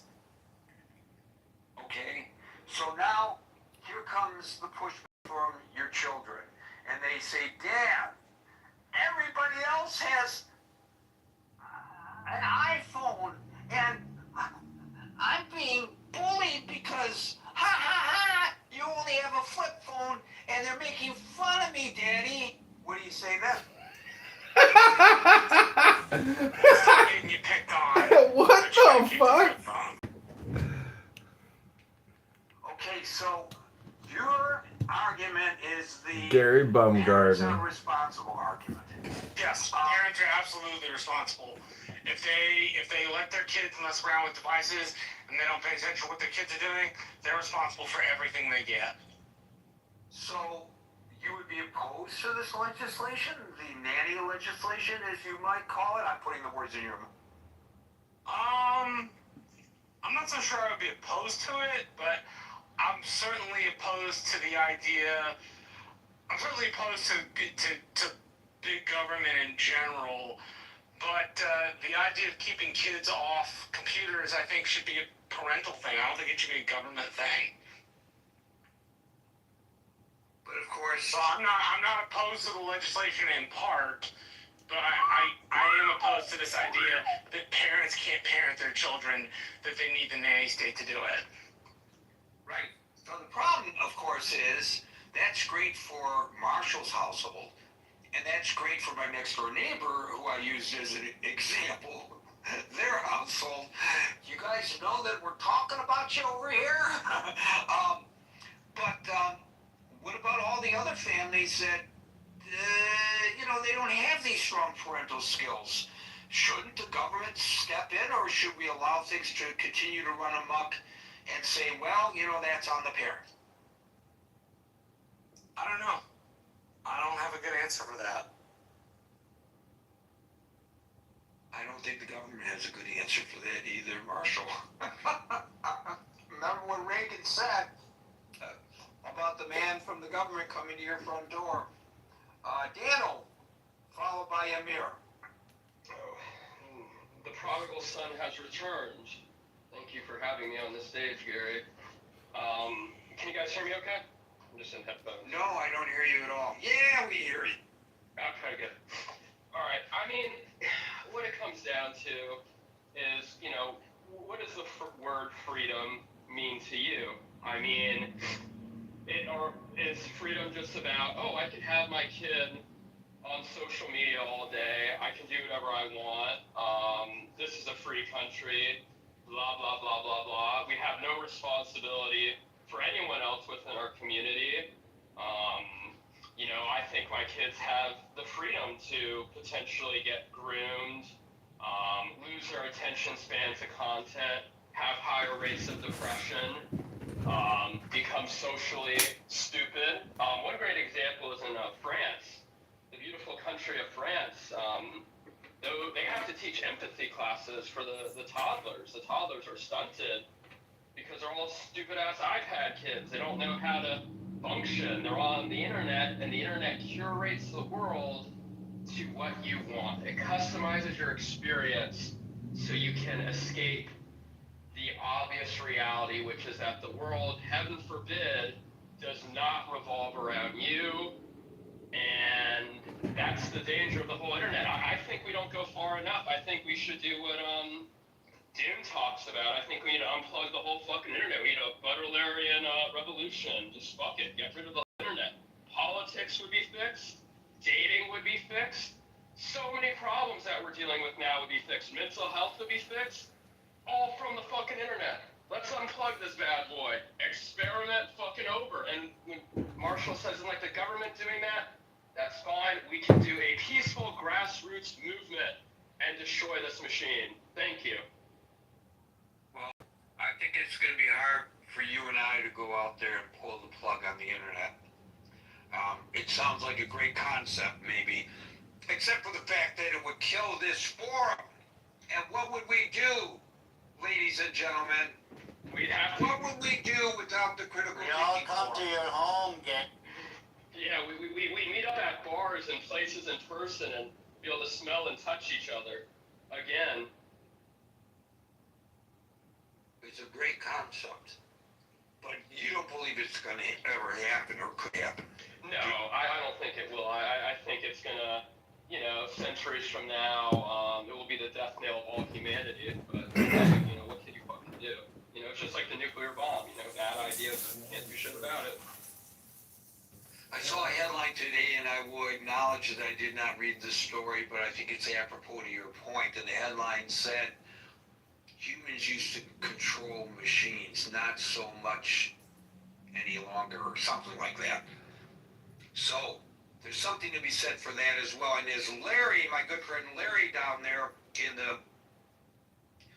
the audience said to me in a text just before we started this, well, what about banning it for adults? And maybe he has a point, and you seem to be articulating his point pretty well there. Welcome back. Amir, followed by Jules. Thanks, Gary. Hi everyone.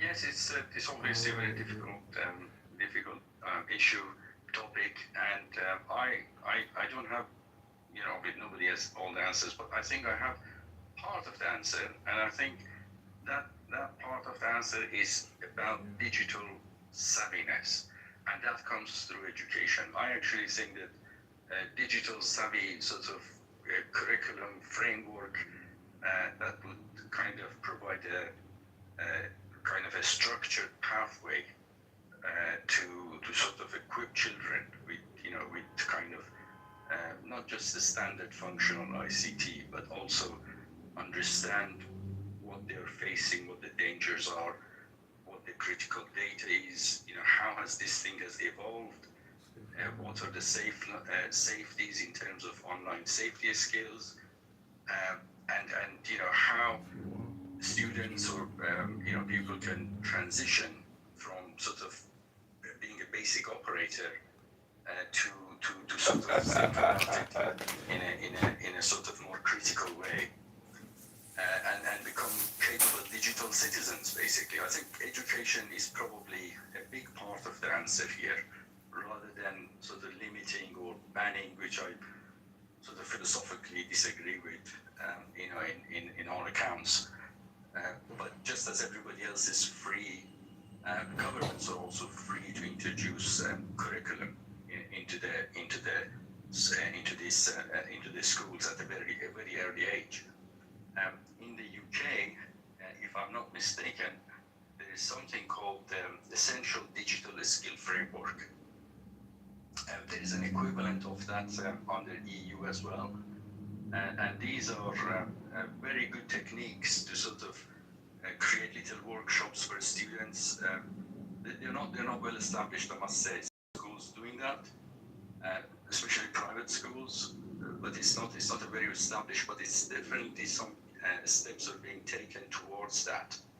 And I think ultimately that's where we're going to end up. Because it's definitely necessary. Things like this quick YouTube that you mentioned, or TikTok. There are many studies now that they're proved to be extremely detrimental to mentally, just because by flipping through, you're actually training your mind not to concentrate, and you lose this lack of concentration, which you're going to need for just about anything that you want to do seriously in life, whether it's education or your work.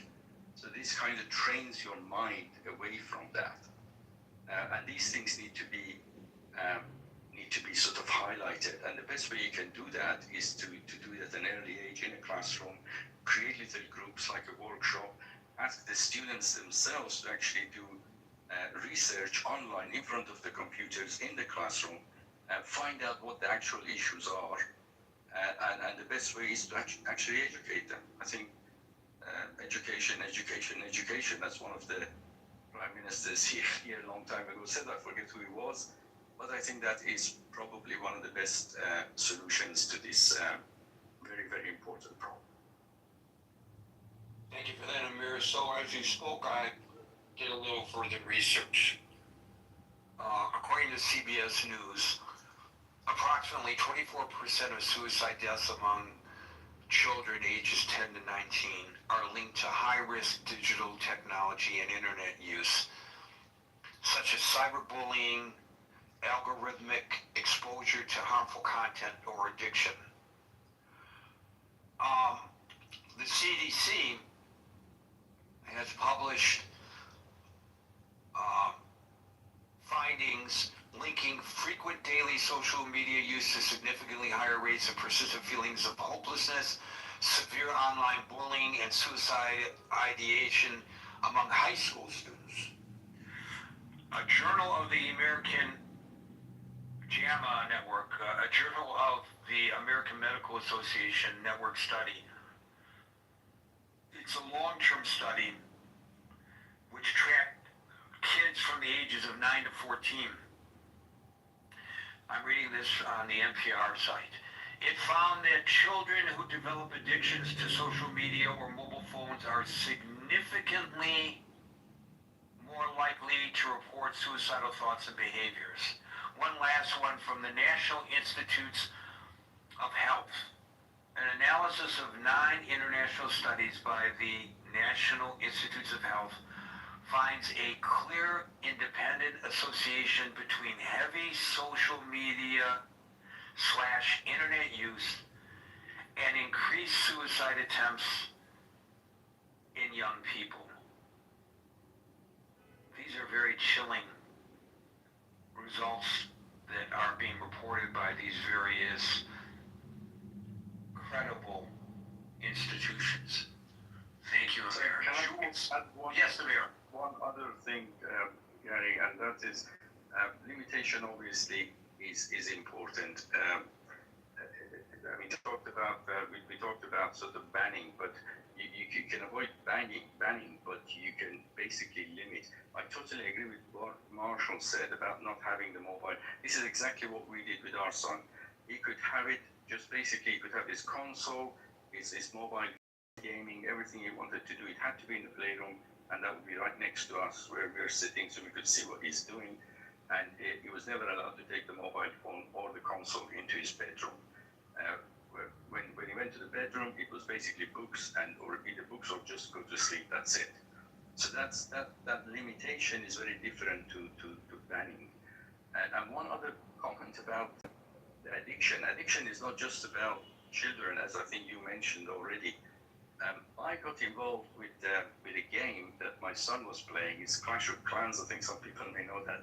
And this was about 10 years ago, maybe.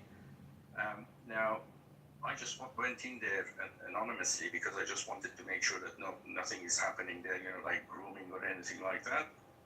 And of course, a few years later, he left the clan, and I'm still in there.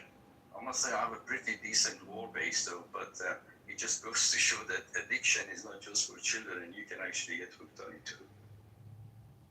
Thank you, Amir. My recommendation is don't allow yourself to be addicted to anything else on the internet except for the Critical Thinking Forum. Jules, followed by... How you doing, guys? I'm going to start off just agreeing with Marshall. Let parents be parents, and that's whose hands it should go into. But when you said supporting social media ban for children, to me, I thought you would say a social media ban for adults or elderly adults. Who are the most financially scammed people in the world? I think it's elderly people. You want to draw the line elderly at 60, 55, whatever. People new to the internet who don't have the skills that younger kids have. Financially, they're getting ripped off left and right. Children get ripped off too, but the point I guess you're trying to make, Ari, is that children have to develop with social skills with other children. You just go in their room, play on the computer, and go into social media. You're not meeting people. It's just very harmful. Everybody covered that who spoke before me. It's addictive, it's harmful, suicidal. it destroys you. I know in New York here, you hear my New York accent, so you know I'm from New York. The education system is so piss poor. There's really no education system. People don't read at the correct read level. They don't know how to do math. They don't have any skills of history. They don't understand anything. They can't reason. They can't think. And I'm not saying everybody, but I'm saying most. It's at epidemic level. It's really bad.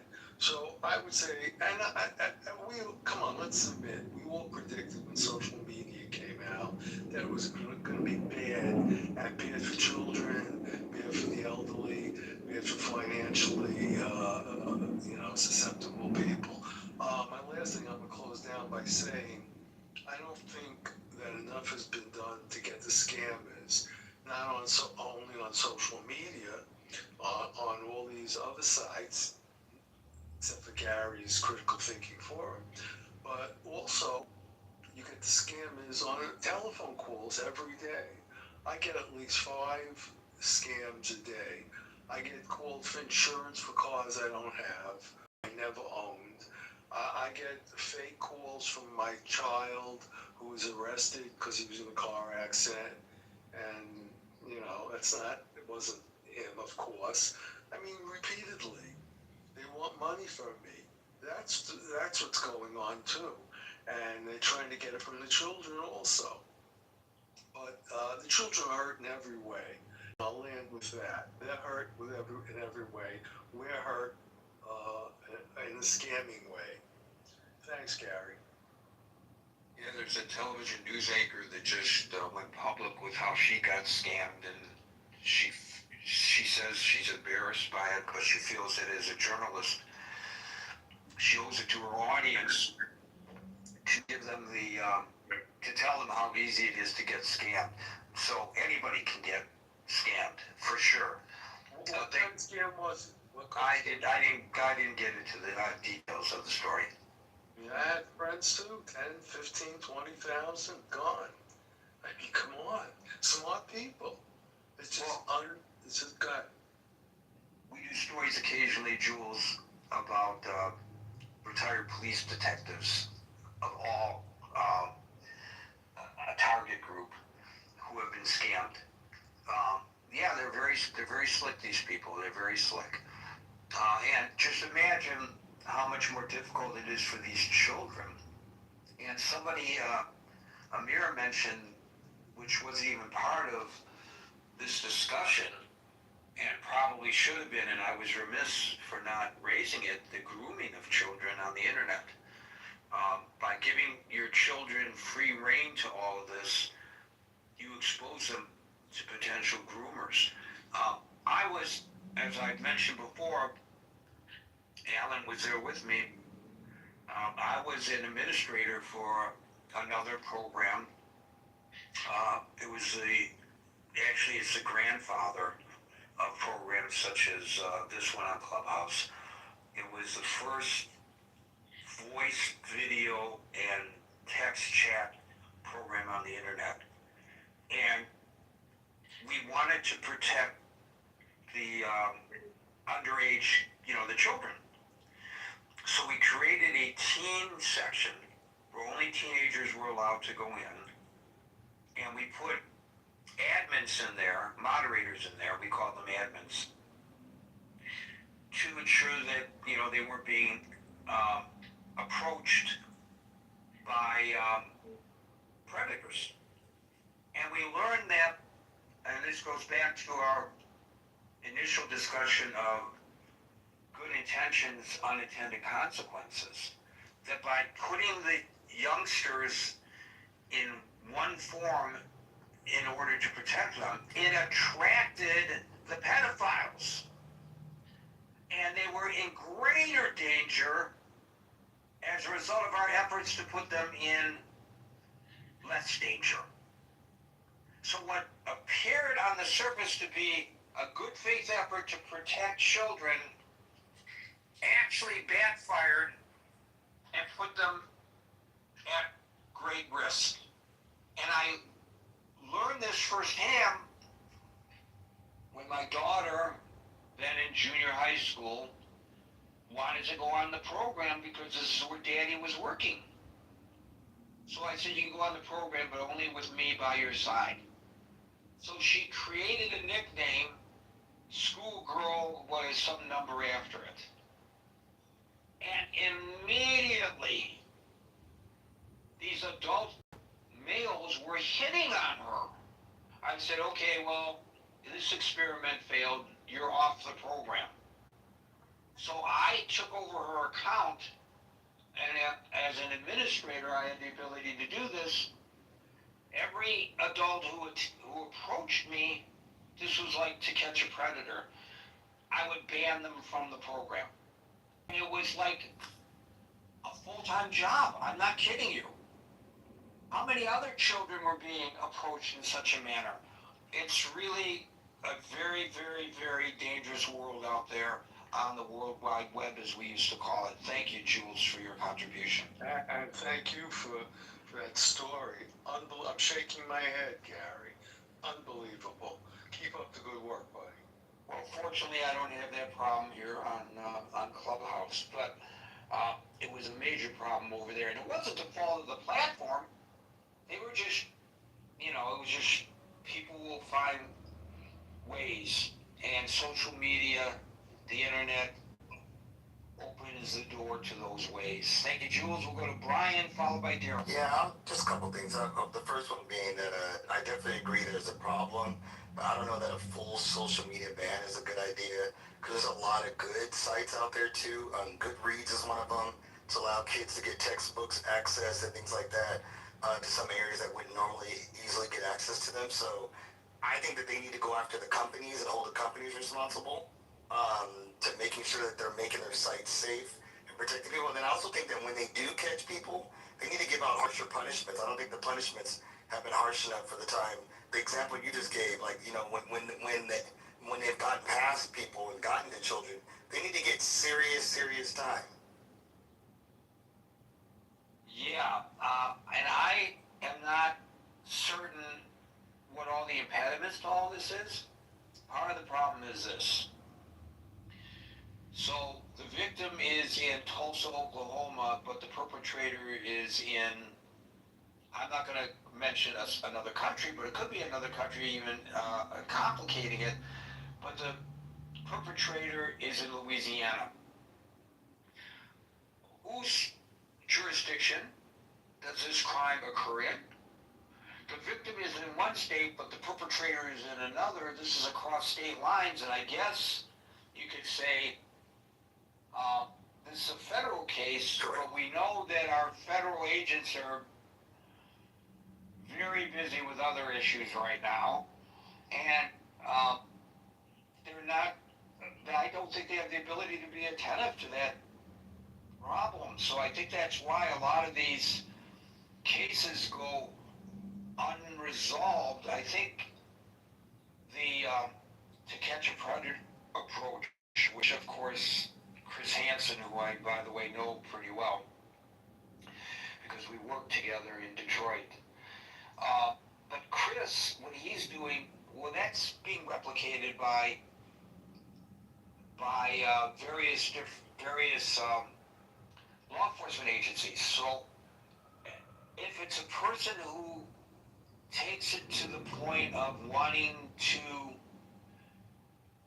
meet the child, then you can localize the jurisdiction.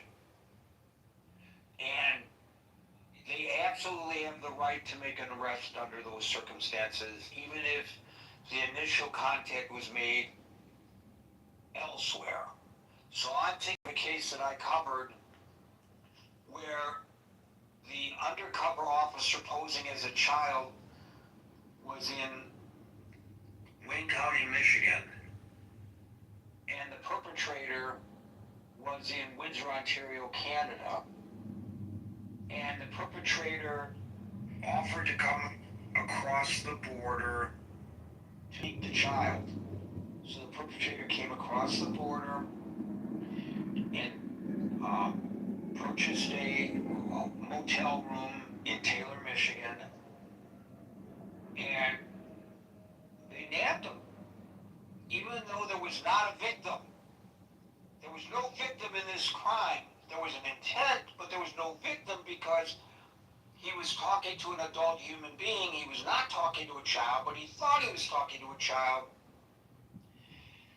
The law allows, believe it or not, for there to be, because of the intent, a prosecution. So they nabbed him actually in the parking lot of this motel. They opened up his glove box and they found condoms in the glove box, which in their mind and the prosecutor's mind showed intent, and they successfully prosecuted this guy. So under those circumstances, the question of jurisdiction isn't so much of an issue. If it's trading in graphic material across state or international boundaries, it becomes a much more difficult situation. It's hard. I know from my experience as an administrator on that program, Brian, if we detected somebody in one state or one country participating in underage visual materials with somebody in another state or another country, it was difficult, depending on what country of origin this was occurring, to get cooperation with the authorities. In some cases, they were right on top of it, but in other cases, they were not. And I would talk to law enforcement in my capacity, and they would say, "Sir, we appreciate your concern and we don't disagree with you, but ... You know, your victim is in the United States. I'm here in whatever country he was in or she was in." And so they didn't see that they had jurisdiction. It's a very difficult situation. It's not as easy to resolve as one might think. Thank you, Brian. Gary, can I make one quick follow-up comment? So my daughter, she's about to be in college now, so I need to get rid of it. But I had the resources to pay for an app that monitored her phone, all of her social media. It would send up red flags if inappropriate photos were sent out. It would send red flags if she was viewing inappropriate stuff. And most of the time, I didn't need to use it, but it was worth the amount of money I paid for it. And the sad part is, everybody doesn't have those resources to pay the extra money. And if I'm correct, don't hold me to this number, but I think social media revenue last year was over 260 billion. I feel like a percentage of that could go to what you're talking about. Take those resources and create something that can help monitor some of it. Maybe not all of it, but catch some of it. But that's all I was going to say. Brian, if you want to recommend that particular product, as you, I think, know, the link to the chat is above. Maybe, if you don't mind, you can post that for folks who might want to look into it. I'll find it on my phone now. That'd be great. Thank you, Brian. Daryl, followed by Jake. Hey, Gary.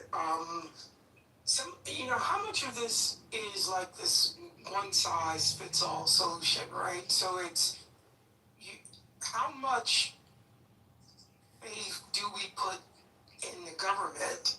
And going back to something that both Scott and Marshall said, are we kind of declaring that parents can't parent, and therefore, like you mentioned, the nanny state?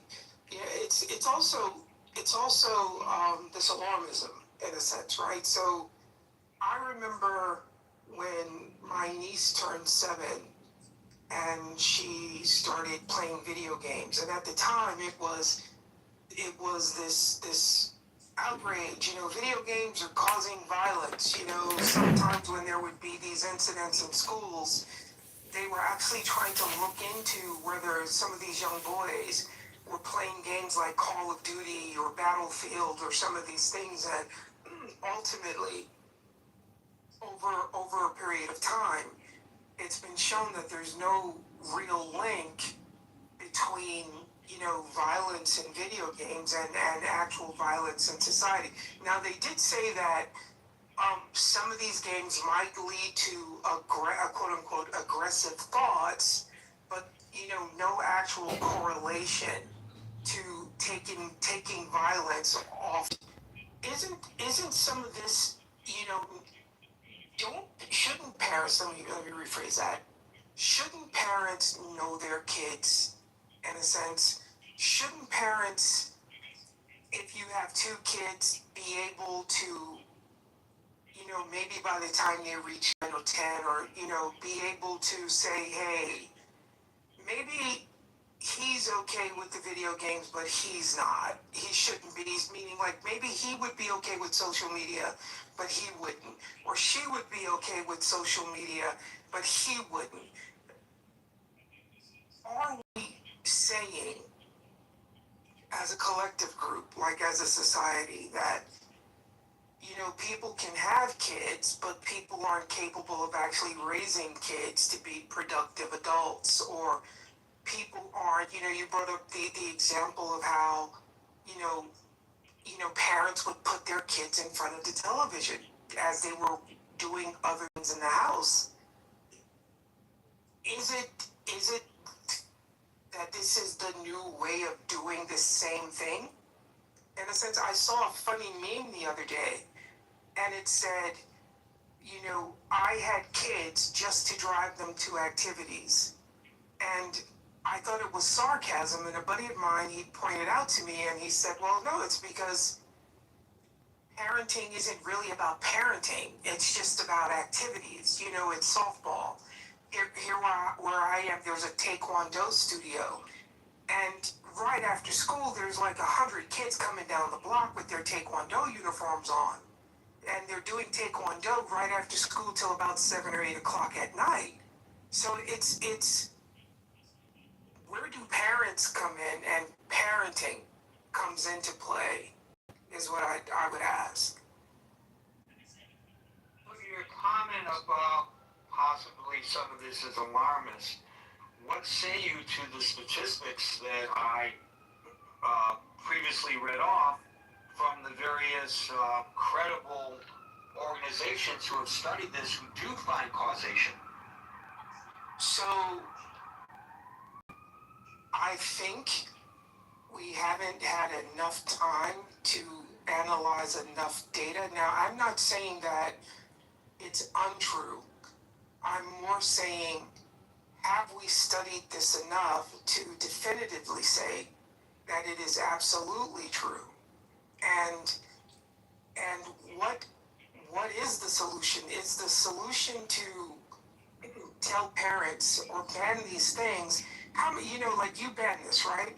How many parents are going to acquiesce and then do the login for the kid and then hand the device back to the kid anyway? It's I don't think these things create actual obstacles to what we're saying we're trying to prevent, because I do think there are a lot of parents who will move past that ban or move past this block and hand the device back to the kid. So I don't disagree with what the study is saying. I'm saying, have we actually studied it long enough to kind of definitively say that this is true or not true? I will point out that one of the studies that I quoted, they say it's a long-term study. Now, I don't know what long-term means and whether it satisfies your questions. I think, at least anecdotally, we can say there are suicides. A lot of them are by teenagers, are linked to cyberbullying. And I don't think we should be ignorant of that. And I think that any primary or secondary educator who might be listening or participating in this forum would probably, based on their experiences, second that emotion, as the saying goes. So then I'm not even saying I disagree with you, but I'm saying where does parenting come into this in a sense, right? But Daryl, if you allow your child, and maybe, you're saying that when, Billy and Janie go to school, they should not be allowed to take their phones with them, or they're not allowed to have smartphones, they have to have phones, which, by the way, sometimes results in a degree of bullying in real life as well. But at any rate, is that what you're recommending that parents do? Well, no, what I'm saying, if you allow them to have an iPhone, and at what age do you allow it? Because we're talking about high school students who are committing suicide. So you're going to say that a 16-year-old or a 17-year-old or a 15-year-old is still too young to have an iPhone? How do you protect your child? Are you going to say, I screwed up as a parent because I allowed my 15-year-old to have an iPhone finally? I don't know if it's as easy a proposition as you suggest. Again, that's an anomaly what's going on next door to me. Those kids, none of them have phones.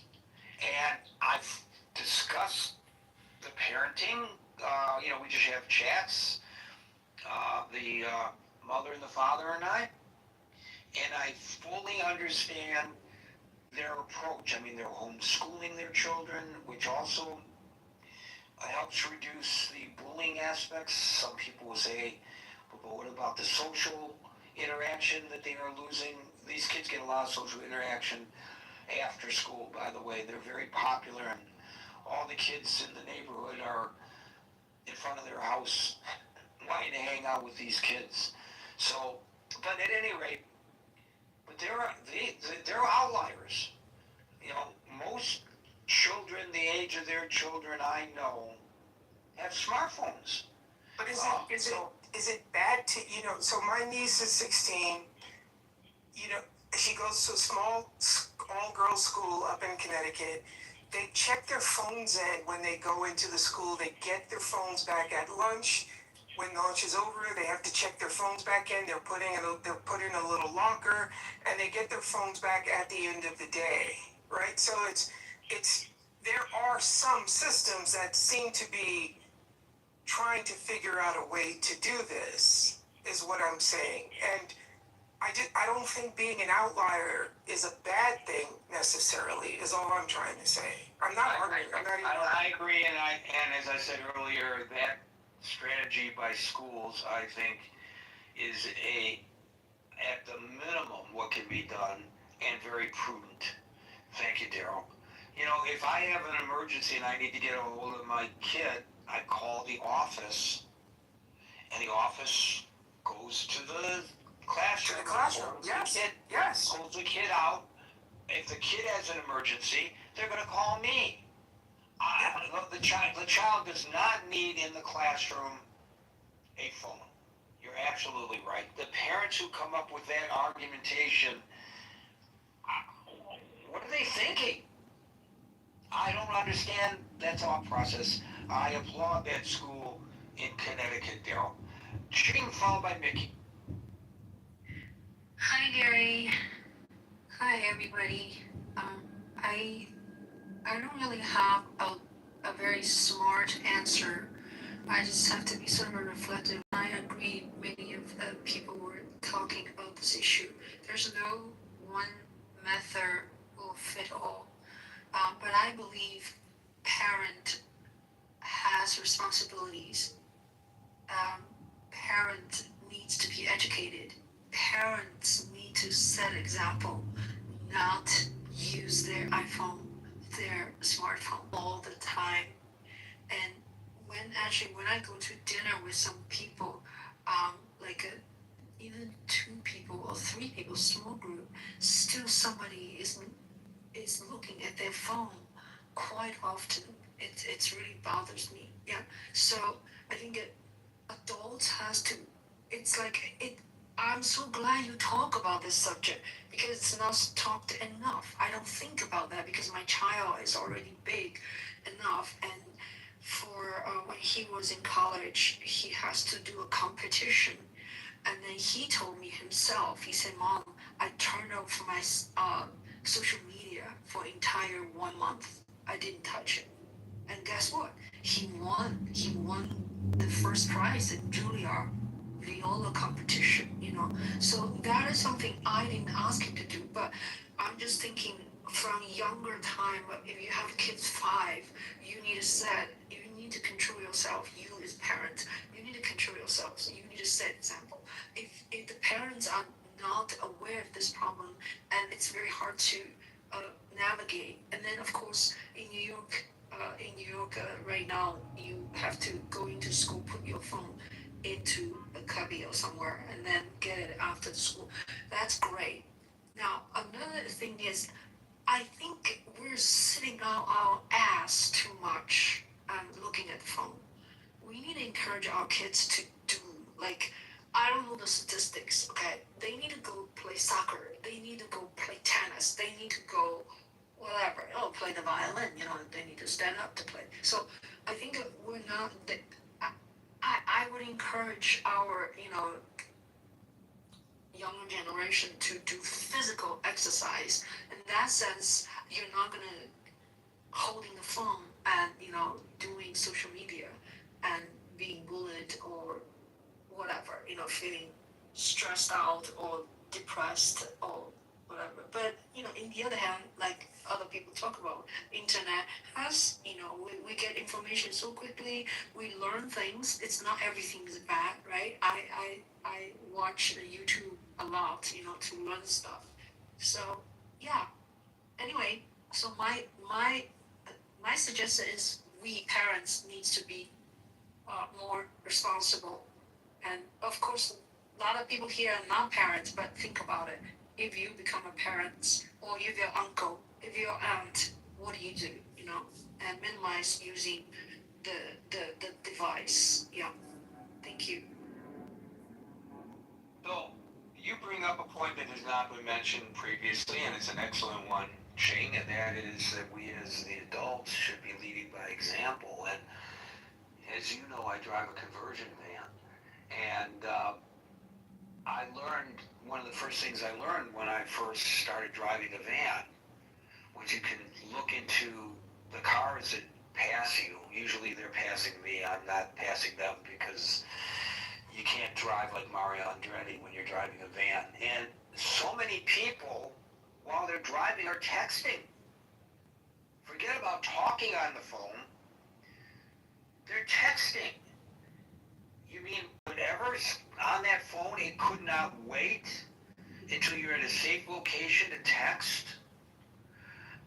So how can we expect our children to do better when they see moms and pops doing this? I've got some breaking news, and I don't offer it to change the topic only because I want to keep everybody informed of important developments no matter what we're discussing. Reuters just moved a story, thank you Larry for bringing it to my attention, that the U.S. military has launched strikes against Iran. You know that yesterday, or this past overnight, depending on what time zone you're in, the Iranians attacked a Qatari flagged ship carrying, I believe, liquid petroleum through the Strait of Hormuz, hugging the coast of Oman, and set it ablaze. Hit it on the port side. So here's the Reuters bulletin. The U.S. military has launched a series of strikes against Iran, U.S. Central Command said Tuesday, adding that the strikes were in response to what it said were Iranian attacks on 3 commercial vessels that were transiting the Strait of Hormuz. Quote, U.S. Central Command forces have begun launching a series of powerful strikes against Iran to oppose heavy costs for targeting and attacking commercial shipping, a U.S. military statement said. Continuing the quote, Iran's demonstrated aggression was unwarranted, dangerous, and a clear violation of the ceasefire, it added. It was unclear what specifically the U.S. targeted, but Iranian media said 6 projectiles hit the area of, Alan will correct me if I'm mispronouncing this, Taruri Pier in Sirak in southern Iran. I apologize again if I mispronounced that. This marks the first known U.S. military strikes against Iran since late last month, when there were several days of strikes and counterstrikes between the two. So there's that very important bulletin. Shane, great points to be made. We should be leading by example. Mickey, followed by David. Gary, there's some news relevant to you that I'll say briefly, which is don't go to 42nd and 3rd because the Pfizer building is in danger of collapse. So let me bring folks up to date on that one. The old Pfizer building, which is a tall steel office building on 42nd Street, yes, one of the main arteries cutting through Manhattan. On the east side, not far from the United Nations, they were converting it from an office building to residential. So, they want to get their bang for the buck. So the cranes have been out there, and they have been adding floors to the top of the building. Well, you should go online and take a look at this. They came into work today, and they found that the steel beams on the 21st floor were buckling. I'm presuming, I'm not a structural engineer, it has to do with the added weight above, which I would presume the people adding the floors would have understood the load that the building could tolerate, and now the building is in danger of collapsing. Now, they've initially said collapsing, but they've now modified it to say partial collapsing. But while they were in there inspecting it, the building was literally moving. So not only did they evacuate the building, of course, but for a wide area on either side of the building, everything is evacuated.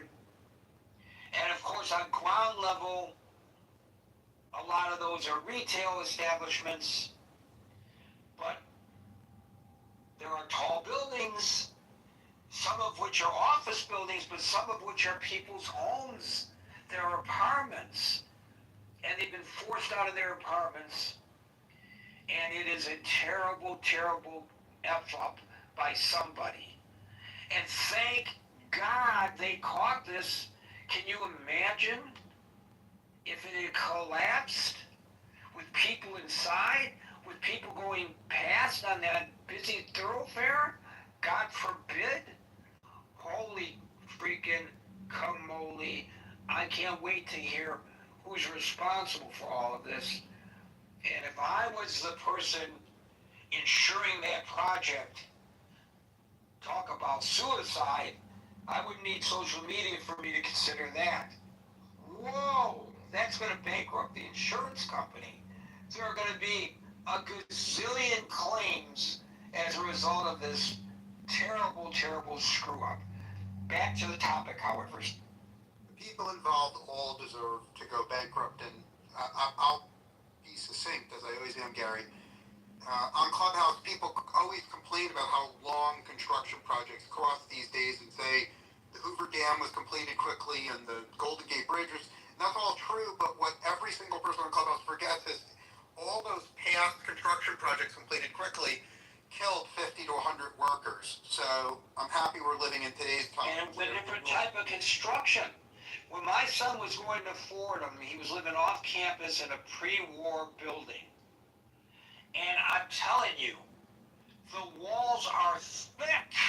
I mean, you can pound your fist against the wall. Your neighbor's not going to hear a damn thing. These buildings were built, baby. They were built, and they still stand, and they still withstand. This is nonsense what's going on there. But let's get back to the topic. Okay, so I'll be succinct. I feel like I spent my time on construction. So the bottom line is social contagion is real, and if children use social media, they will pick up some self-destructive things, maybe even deadly things. It is the responsibility of parents to control their kids' social media usage. Every parent should, and it's not the government's job. The government should play no role. Parents should play every role. I'm done speaking, Gary. Thank you for a great.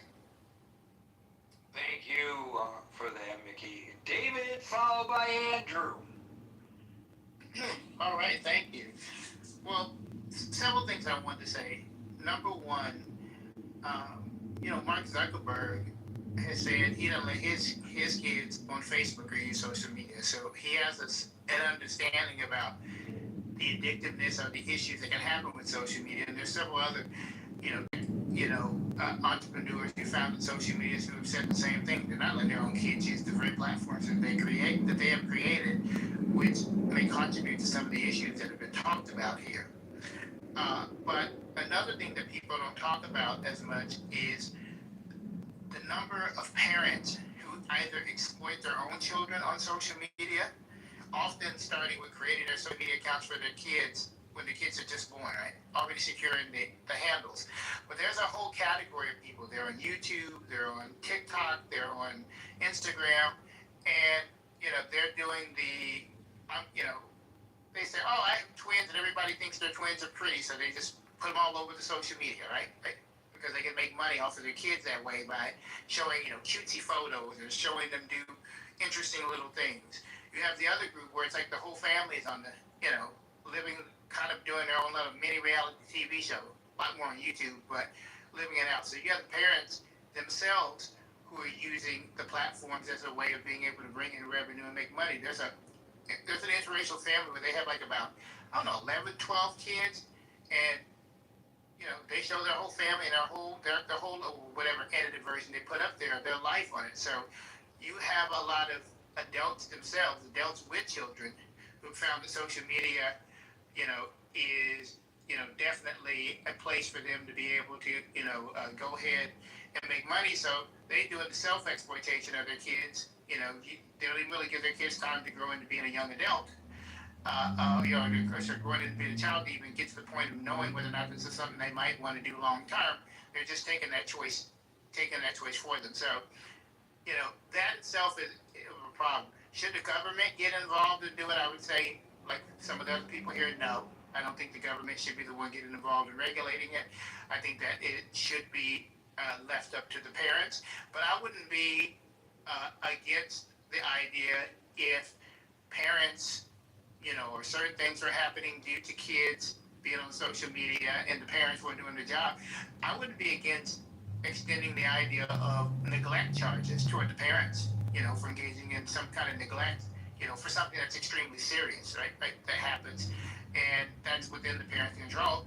I'm not against the schools doing something that Daryl was mentioning where, you don't have your social, they take your smartphones while you're in class, and then when you get out, to get your smartphones back and get access back to that afterwards. I'm not against any of that kind of stuff. I think you can give rights to schools, public or private schools, to be able to determine whether they want the kids to have access to that. But ultimately, all of this is in the hands of the parents.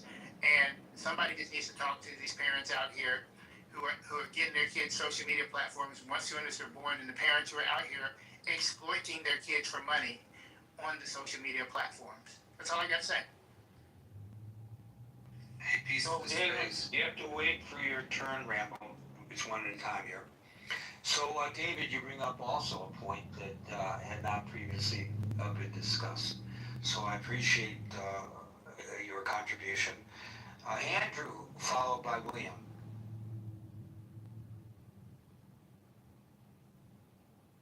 Did you say my name? I couldn't hear you. If your name is Andrew, I did. If it's not, I didn't. Okay, well, it's actually, I have 3 names, but I'll go with Andrew. Okay, thank you, Andrew.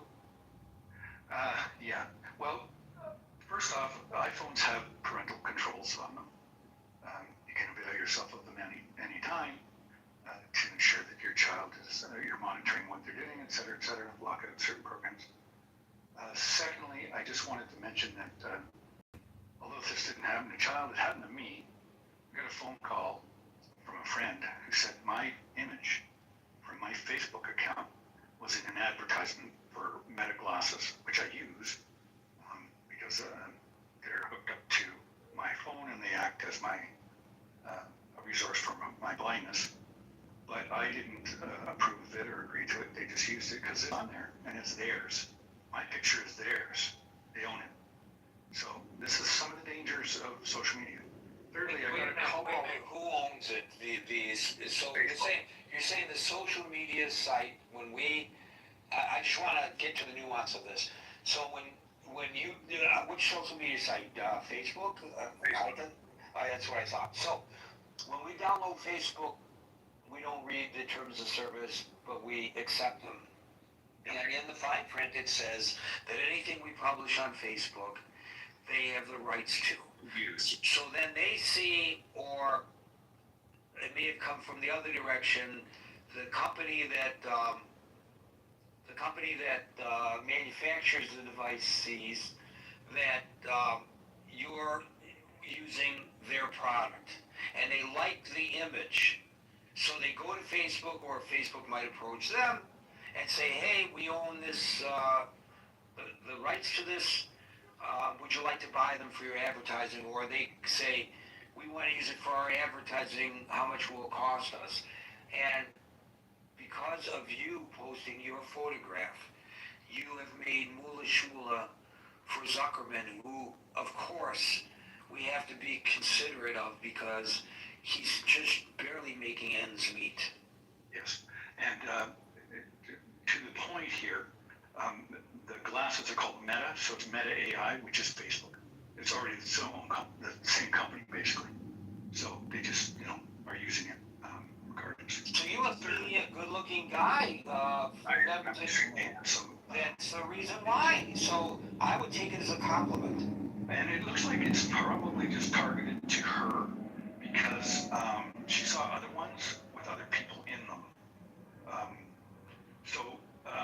I don't know that it's a widespread thing that my picture is way out there going out for Meta, but it could be, but I don't know. But anyway, that's kind of disturbing. The third thing is I got a phone call from a random number. I checked out the number where it was from. It was from Newfoundland, and it was an innocuous question. It was just, will you be coming to yoga tomorrow with me, Anna? So I just wrote back, I'm not Anna, because I knew it was Newfoundland, so I'm thinking, okay. So I said, I'm not Anna, blah, blah, blah. And then the conversation continued to the point where this person wanted to become a pen pal. And this is the danger of these phones. And it's like, well, I don't know who you are. I just know that you're in Newfoundland. Perhaps, maybe not, because these numbers can be hijacked. So, no, not happening. So I just wanted to say those 3 things. The next thing I want to say is that in Canada, in Ontario, and federally, we've just passed legislation about what we're all talking about here today, with all of those safeguards, education, etc. in place. It's a ban on 16 and under in this province and federally. And it'll be controlled in terms of, like we have our CRTC, which is Communication Radio Television Commission, which controls the airwaves and Rogers and our internet providers, etc., homes. So this will be handled by the Child Safety, I believe, is commission of some sort. Can't remember the exact acronym. But this is already in place. It was passed in June this year. The regular enforcement will be between the province and at the federal level. Of course, they have more powers in terms of investigative powers through the RCMP or CSIS or whoever. So this is already happening, and of course we do have a cell phone ban during school hours, unless it's required for the curriculum. And the educational portion will start at grade 1 through grade 8, so that they're getting an early start. They're not getting it at home already, which I doubt to a large degree. I do not think that the parents, like you're talking about people driving around texting, that's fairly common, I think. And so I don't really trust parents to regulate their children, because like I said, you already have controls on your phone. If you really wanted to institute parental controls, you can, but how many people do? So anyway, that legislation's out there, and I think it's a good thing. Thank you. Thank you, Andrew. It's, a good reminder that there are parental controls on these devices. That's an excellent point that you raised. William, followed by Rambo. So I have children. One of them is millennial, another one is Gen Z. And one of the things I did for them was teach them not to disclose details about their identity. And I also created identities that did not correspond to reality for them to use to obfuscate who they are and where they are, so that they did not have to appear as themselves in every online interaction. But I taught them about the desirability and the dangers of, the desirability of withholding or hiding information, and the dangers of disclosing information. So that's part of the education I tried to make them aware of, and I facilitated that by helping them create identities that don't disclose who they are, but actually confuse who they are presenting themselves to be, should they choose to do that. Certain things, by posting the photographs and things like that, invariably disclose a lot more information than it might be desirable, like Facebook, like Instagram. Meta products are geared towards disclosure of a lot of information. However, you can sign up for Facebook and Instagram with alternate IDs. For example, you can you can get alternate email addresses. Some of them, you can get an email address. Normally they would say, well, give me your old email to get a new email. But there's certain providers. There was one that was in Switzerland for a while that didn't require you to disclose an old email to get new email. And then from that, you could leverage into getting other IDs, which are not automatically disclosed and locked into your original email address tied to a SIM card. Well, how does that protect the children? Because then my children don't have to disclose or divulge who they are or where they are necessarily. Well, what's the other point? Because they want to be able to talk to their friends. Well, that's why I said that there's an inherent problem with talking on apps like Instagram, with posting the photos, or Facebook, because they collect and divulge too much information. However, by the way, Mel, to your point, the parents are promulgating this. I know parents who post everything their little children are doing, and they post everything that they are doing. Some people who I know quite well, I know when they're, it's date night for mom, dad, and I know where the children are and what they're doing, because it's all there on the internet. Mom and dad willingly give that information out, and it's great because I'm close to this family and I get to see what they're doing. But it's not just their close circle of friends that are seeing it. The world is seeing it, including people who are very, very bad people who I'm sure peruse the internet looking for opportunities to take advantage of such security lapses promulgated by the parents. I became aware of this sometime around 2007 as a real potential danger. If you take a look at my Facebook account, you'll see that a lot of the divulging of personal information about me and my family was really curtailed or eliminated in the mid-2000s. So that, yeah, there's some pictures of me with my kids when they're really little floating around out there, but I did not keep updating it for that very reason. And you know, I think the use of IDs and personas which mask the identity can also be helpful to children, including not giving out their correct date of birth or place of birth or things like that. Just really trying to, you know, throw the dogs off the scent to some degree. So I think that's helpful. But they have themselves chosen to divulge their own information as they get older, and that I have no control over. Remember, as I mentioned before, when we download these programs, we agree to providing to the programs our personal information. They know they know what kind of women I appreciate, what kind of politics I appreciate, what kind of clothing I appreciate, what kind of food I appreciate. It's all there. And it's there when it comes to all of us.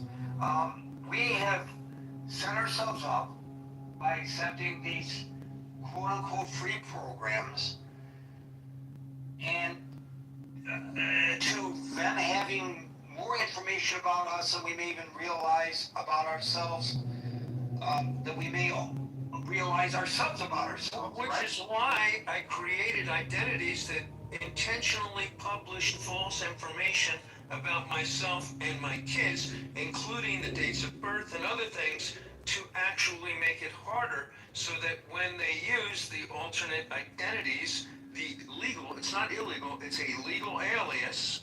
It's not an illegal alias because it's not being used for some nefarious criminal purpose. But when they use the alternate identities, then they don't automatically give up all the information about themselves if they choose to use, or if I choose to use the alternate personas on the internet. And sometimes people hide their identities, and for good reasons. So, you know, there's a certain amount of control and privacy you can try to take to some degree, take back for yourself by actually giving out false information about your demographics at the outset when you open the accounts. And you know, for example, I can you know, if I use an email base in which I don't have to disclose an old email address, then that connection is severed. I'm not saying that the government can't figure out who I am or you know, make the deductions about who's operating what device, but you know, just the casual criminal or casual perverts might be thrown off the trail. So you don't have to always divulge complete, accurate, and truthful information. Sometimes it's advisable not to do so. Also, when you look at the broad-based experiment of governments restricting internet access and so forth, you know, Russia has a new program which all citizens are obliged to download onto their mobile devices called MAX, M-A-X, so that in order to get the social services, to the extent that they are getting any social services now, they have to go through the government program, and they've started to restrict the use of Telegram and try to shut that off. which was very popular with the Russians, and countries like, Iran and other countries have the firewall. Isn't addressing the question of protecting the children, right? Well, protecting the children means that if you have your children use accounts which don't give out their age, say that they're 10 years older than they are, or don't give out their address, or don't give out their... Yeah, but they all want to put selfies. Everybody wants to put selfies out there. And that's why I said the biggest problem is Instagram for that sort of thing. Well, none of these kids want to not put selfies, and adults are the same. Thank you, William. We'll go to Rambo, followed by L. Hey, peace to the space. So, I'm very familiar with this topic. My thesis is based on, whereas I contend that toxic content is having a negative impact on human behavior. And so in that scenario that was just laid out, I have 3 points I'm going to make. I think that we now are at a period where we simply have to onboard our children into social media. It's the same thing as teaching them how to ride a bike or tie their shoes, right? There has to be a process, there has to be a conversation had before they even go on to social media. And that conversation needs to be a straight, direct understanding the negative impacts of, how to manage your digital footprint, what this means. Like, they need to understand the consequences and the perils associated with social media, just straight up, right? And so, I work with young children, and one of the programs that we've had, maybe a year, 2 years ago, the principal, assistant principal asked that we change our curriculum to mitigate the conflicts that youth are having via social media. And so that's what's happening on social media. It's like the Wild Wild West at this point. And so we did shift our curriculum up, and we are having conversations with younger students about social media. Today, I realized, and this is an interesting topic, which is my second point that I wanted to, I knew I saw it somewhere. So in today's Wall Street Journal, there's an article that I read. I just came about it. It was pretty interesting. And it talks about how, I believe in Texas. In Texas, the Supreme Court has just made a ruling that parental, oh, here it is. It's on page 814 of today's journal. It says parental consent in the smartphone age. And I'll just read the first paragraph. The dam seems to be breaking on legislative efforts to protect children on the internet. On Monday, yesterday, the Supreme Court declined to block a Texas law requiring app stores to verify users' age with the system of parental consent for those under 18. None of the justices expressed dissent. I repeat, none of the justices that ruled on this expressed dissent. So, and that's a good thing, because parents want to be able to protect their children. And I think as our moderator Gary has indicated, there's no such thing as free. There's no such thing as a free app. The currency for the app is allowing them to monitor your digital footprint. Maybe not your personal information, that kind of thing, but certainly they can monitor your activity, your engagement with photos, everything. They can monitor it. And behavioral scientists can use that information to predict behaviors. They can geotag it. They can do just a lot of things with it. So there is no such thing as a free app. And so it becomes more important to us to manage our digital footprint, to mitigate the negative impact of toxic content and other concerns, inappropriate approaches to young underage children. So yeah, I just wanted to contribute to it. And that's why this title caught my attention. So thank you for allowing me to speak, Gary. Thanks for that contribution, Rambo. Very informative. L, followed by Moose. Hi there. Yeah, this is a really important topic. I personally believe that it's really important to grossly limit our kids' access to social media for all the reasons we've been talking about. The question of whether, who should have the jurisdiction in terms of supporting, when we look at a word like ban, then I wasn't in the room earlier, so I don't know if there's a story here about who's actually banning it, whose hands those decisions are made. I mean, I know that there are, I think in California, they passed a law where kids, have to drop their cell phone in a box before they go to the class or things like that. The question about, is this something that is the parents' jurisdiction? Is it something that's the schools? I can only say that I am 1,000,000% in favor of having 0 cell phones in school. I think it's first of all, it's a nightmare for teachers. Teachers can't teach because no matter, even when kids are saying they're looking at this or they're working on that, they're not. I mean, maybe they are, maybe they're not, but it's a distraction. And we know that because we are doing the exact same thing. Right now, I just checked it out. Presently, 69% of American kids between the ages of 13 and 14 have cell phones. And even at the age of 9, it was like 20%. So, it goes up with age, but even at 13, the 13-year-olds are so susceptible and so vulnerable when it comes to body image, when it comes to competition, when it comes to self-esteem. All that stuff that kids go through puberty is just so exacerbated when you start talking about things like TikTok and Insta and things like that. What do you do about it? Well, I would say, first of all, as a parent, my kids are, millennials. One of them is a stepmom to 4 kids, and they have 16-year-old twins. So at this point, at the age of 16, there's not a whole lot they can do other than try to guide them properly.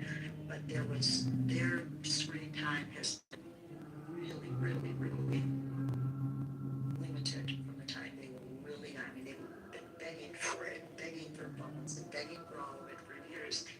And it's absolutely correct what William said about it. I think it was William who said that, there are, maybe it was Amber who said that there are, parental controls, absolutely. And even if you want on Facebook to, put a picture of your kid's bar mitzvah or their birthday party or whatever, you can also control who's going to see it. So there is a control on Facebook for, do you want this to go to the public, or do you want this to go to one person, or do you want to go to this to your small friend group? So there's some things you do have agency over, for sure. But I think the bigger question for me is, the culture, the world that we're living in. On the one hand, I'm delighted that I'm staring at a screen and I'm seeing all of you and hearing all of you, and that's a beautiful thing. But by the same token, we are addicted. And, this lifestyle we now are in, where we are scrolling mindlessly and getting pulled into endless rabbit holes, I question what that's doing to the quality of our lives. I question what it's doing to our ability to actually think, because those hours are wasted hours and they're not time spending. They're just being receptive, they're being passive, which also then brings up the question of what kids are getting in terms of information, because in the same way that the stuff that we're consuming, we don't know what's true or false, our kids are seeing the same stuff, and they certainly don't have the critical thinking capacity that I would hope we do. So I would say, as parents, it's just urgent, really. I would use the word urgent, that we're aware of our kids' use of social media. At the moment, my 4 grandchildren are at camp for 8 weeks, and their phones are at home.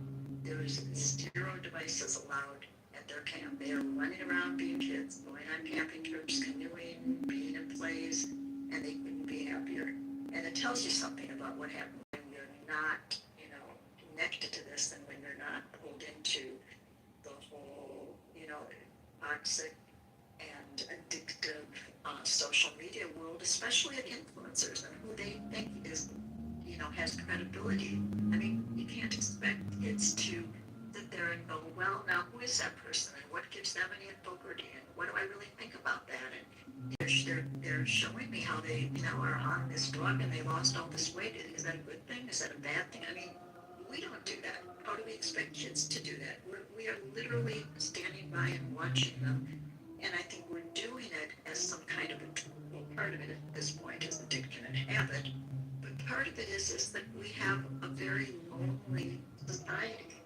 I mean, this really, is very connected, I think, to COVID. And, when Facebook started, it was, and when the internet started, it was amazing. It was like, my God, this is like Alexandria, how fantastic. When Facebook started, it was a wonderful way to connect, and I still like connecting on it. I still like knowing what my friends are up to. But it's connection to Instagram and TikTok and and the many, many other social media platforms. I mean, there's so much that's good that's on it. I don't want to dismiss the good. There's so much incredibly educational material that's out there, entertainment that's out there, music that's out there, literature that's out there, and it's our source of news. But we have to be able to vet that news. We have to be, critical thinking. So those are my feelings about it. I think it's an incredibly important topic. Thank you. We'll go to Moose, followed by Harsh. Hello guys, thank you for the Moose followed by Harsh. Moose. Thanks, Gary. Yeah, I'll try to keep it relatively short. I'll reiterate some of the things that Elle had mentioned, particularly how vulnerable teens are with body shaming, and I mean adults are, for God's sakes, keeping up with the Joneses, let alone teens and their insecurity. And I think it's been magnified by social media. It's not to say that they're no good can come out of social media for teens.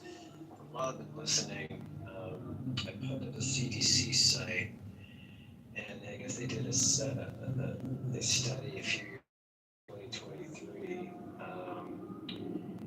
and probably not a huge shock that with the increase of social media that we have seen a significant spike in teen suicide from cyberbullying, and just keeping up with your peers and your classmates. There's a whole documentary series, I think, called Deadly Social Influence, that chronicles each episode is a separate documentary about big social influencers that are mostly in their teens, maybe early 20s, that meet a tragic ending. So I think it's, to say just to ban it, I don't think history will show that works well. Whatever you take away from the kid, that they will just want 10 times more, and we'll get it when they're not at home. Be it alcohol or the new drug of social media addiction. So yeah, I think Rambo was up here saying that you just have to sort of shepherd, and I think a lot of responsibility is on the parent.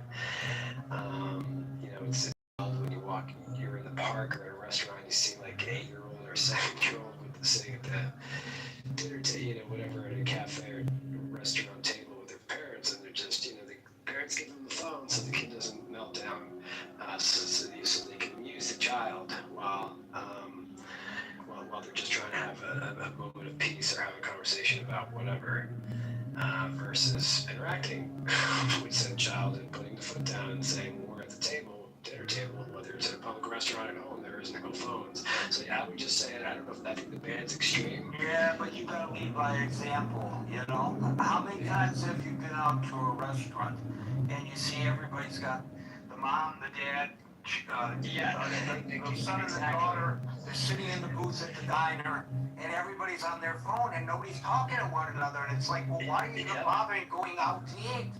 You read my mind, Gary. That was actually my next point. Is I was like, well, it's like right. It's like, but then the kids are emulating the parents that are. I'll take it further. I've been at restaurants where I've actually seen the parents on the phones and the kids just staring at each other playing with their napkins or something. You know, and I'm sure some of it is work related, or oh, you know, did I get that interview? You know, did you know, maybe dad or mom's paying a quick bill online. But yeah, you're right. You're 100% right. It's completely hypocritical to say that adults are not. Forget about even walking, spending time with your family. But How just many the of average us vote. are on call? Emergency surgeons. How many of us are on call? Right. How many of us are on call homicide detectives? How many of us are on call Homeland Security or FBI? How many of us are? Are there? Yeah.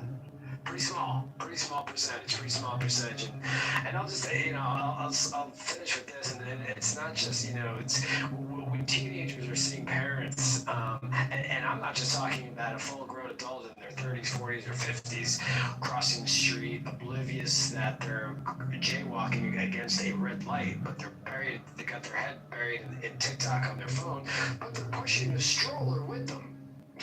Like sometimes I just will actually say something. I'm like, can you do it? Can you cross the street with your baby without looking at the phone? And they just give me this, you can imagine this leer, or this. Or sometimes they get mad. Sometimes they actually put their phone right away. And they're like, yeah, they get it. They're being completely irresponsible. So that's it's just amazing the number of times. It's wild. You're in New York City. You're in New York City. How many times people bumped into me? Yep. I mean, it's my responsibility to get out of your way. Get out of their way. That's right. That's right. How dare you? How dare you have the audacity to expect a grown adult to look up from their phone and acknowledge another human being or car or bike or what have you is coming in their path? Let Moses clear the part of the sea for this cellular use. Thanks. Thank you, Moose. We miss you. Harsh, followed by Ed. Thank you, Gary. I just want to say, before I begin, I'm from India, Persian and stuff, so, and thank you for being here. And I also want to say one thing, that you guys can interrupt me, Gary, Alan, and Scott, anyone can interrupt me before anything I say, so... I just want to say one thing. I'll say it in the comparing of India, because people out here using all those children use this app.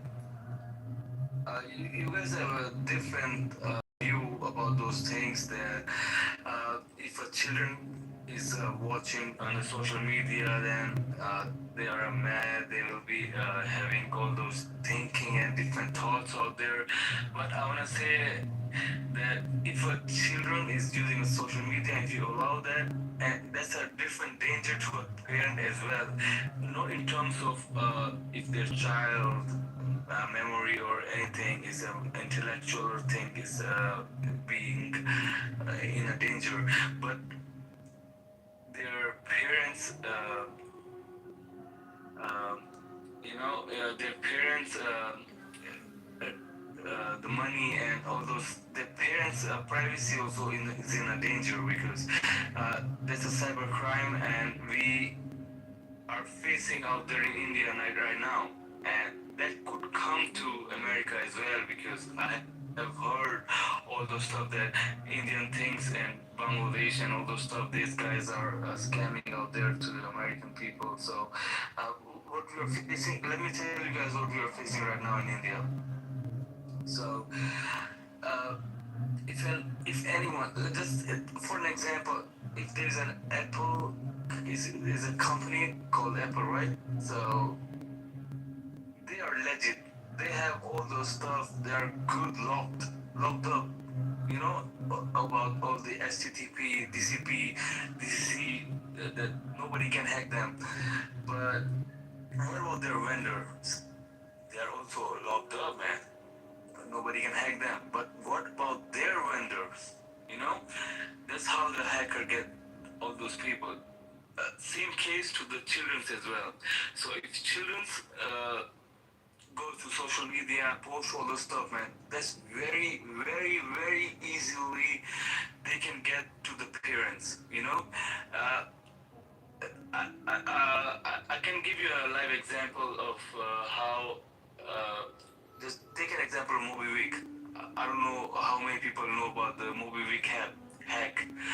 Movie Week was an app for the payment stuff, and they didn't. The hackers didn't hack them because they were weak and they were soft about their all the security. Because they were hacked because of their vendors. Their vendors they didn't have that much security as much as Movie Week. So same thing goes to the children's as well. Children go to the social media and they can post all the stuff, photos, videos. That's the small stuff. They can also just go to social media and talk to any people, sharing anything. I don't know. But if they do it and like just that's the I think that's a big stuff if they talk to anyone. But even if they share anything, and even if they're not, even if they're just scrolling out there, that's the big threat as well because people like hackers, like I see out there in India, Bangladesh, not in India, I expect India, they don't do that one, Bangladesh and stuff. That's the easy target to the American or any country or anyone that if a children has a social media page, in Instagram page, that they share stuff and they do stuff, and let's bring AI in that stuff. You know, if AI is there, that's the easy thing to blackmail or do anything. They just Christian, I'm going to interrupt you only because we have 60 seconds left, and I want to give Ed 60 seconds, okay? So sure. Thank you so much. Hey, I think thank you. Ed, I'm sorry, but I will give you 60 seconds. Okay. I just want to say. Okay. Well, I think it's a good thing to ban it, but unfortunately, that's probably just the first step to later on, ask adults for ID in order to use the internet and, all that biometric stuff and things like that. So that's the downside. And if I have a magic wand, I will kill computers, the internet, social media, everything. No Clubhouse, no OnlyFans, whatever.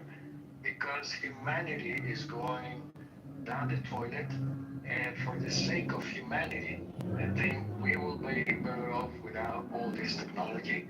We won't have the China problem. We won't have the Palantir and all those freaks that are, threatening humanity. AI will be gone. So, yeah. Thank you, Gary. Oh my God, he wants to take OnlyFans away. Thank you, Ed. Folks, we're here Monday through Friday at 5 o'clock New York time, so until 5 o'clock New York time tomorrow for the next edition of the Critical Thinking Forum. Everybody be safe, be well, and peace out.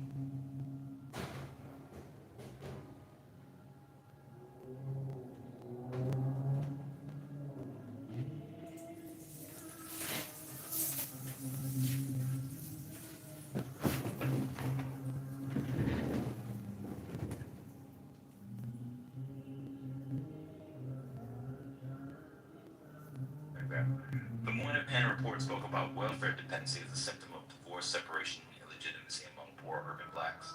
In the decades that followed, these programs became a major cause.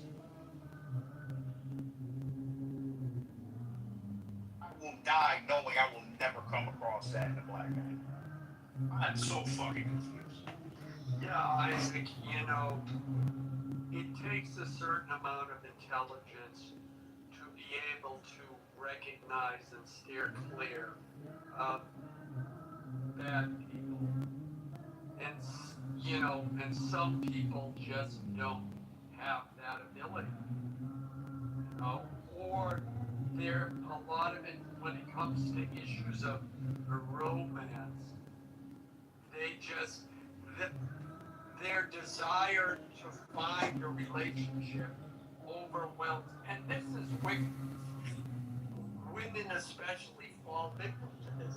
They meet a guy and they put on blinders, and he can do no harm. Once they get emotionally invested, they don't let go no matter what he does. So, you know, it may seem foreign to you, and I get it. Yeah.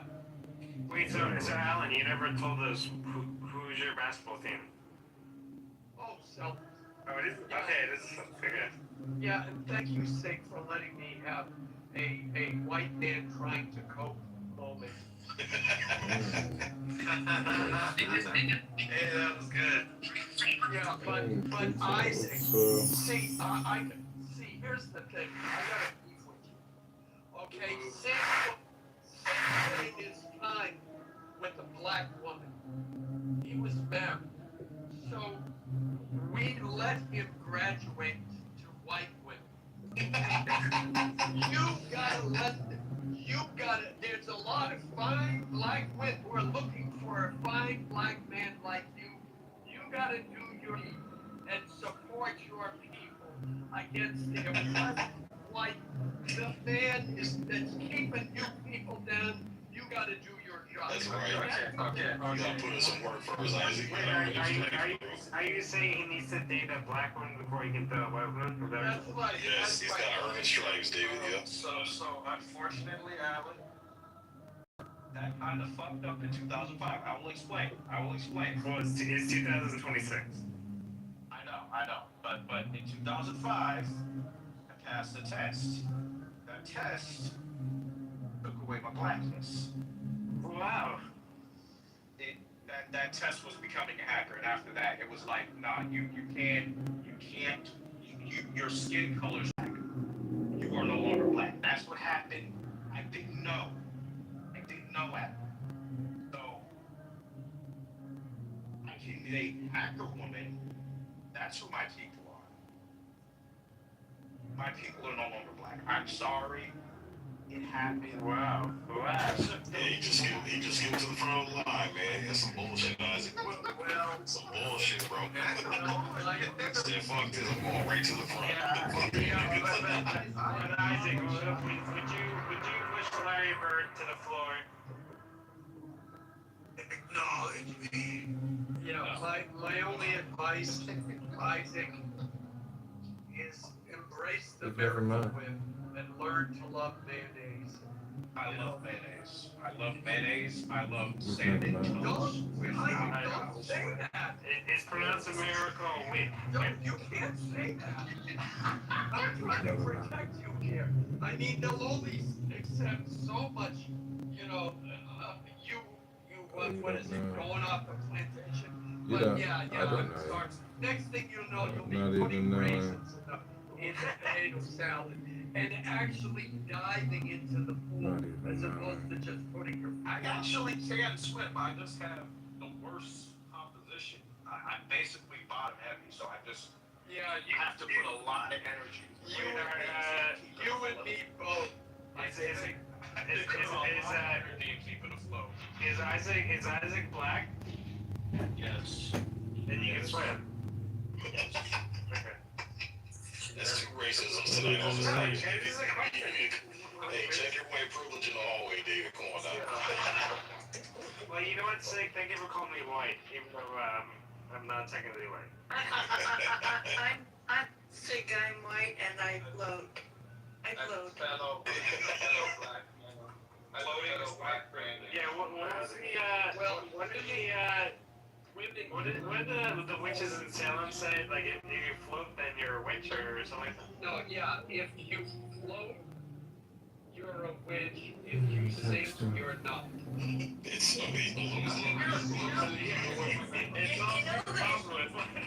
You know they're not familiar with women if they believe that. No, it's true. Remember, I'm from Massachusetts, so. Knox. Using any excuse to kill women back then. I was like, yeah. Well, that's I think, Alan, that'd be a great litmus test for women to be allowed to vote. Chance at a block to them. If they sink, they're legit. If they float, then they're fucking, then they're fucking fake. You know, sick. I'm surprised. Like, I've been having conversations with friends who are like middle of the road, who are trying to entertain the fact that maybe women should not be voting. I'm surprised. Let's do a sink or swim test, bro. I think we should incorporate a sink or swim test, man. And then there's actually my friend's girlfriend is like, yeah, I don't even want to vote. Well, the ones, we can let a couple big titty ones slide through for Alan, make him happy. Thank you, I appreciate it. I don't know, I got raised around women, you know what the fuck they were doing. Now we can hear you grow up.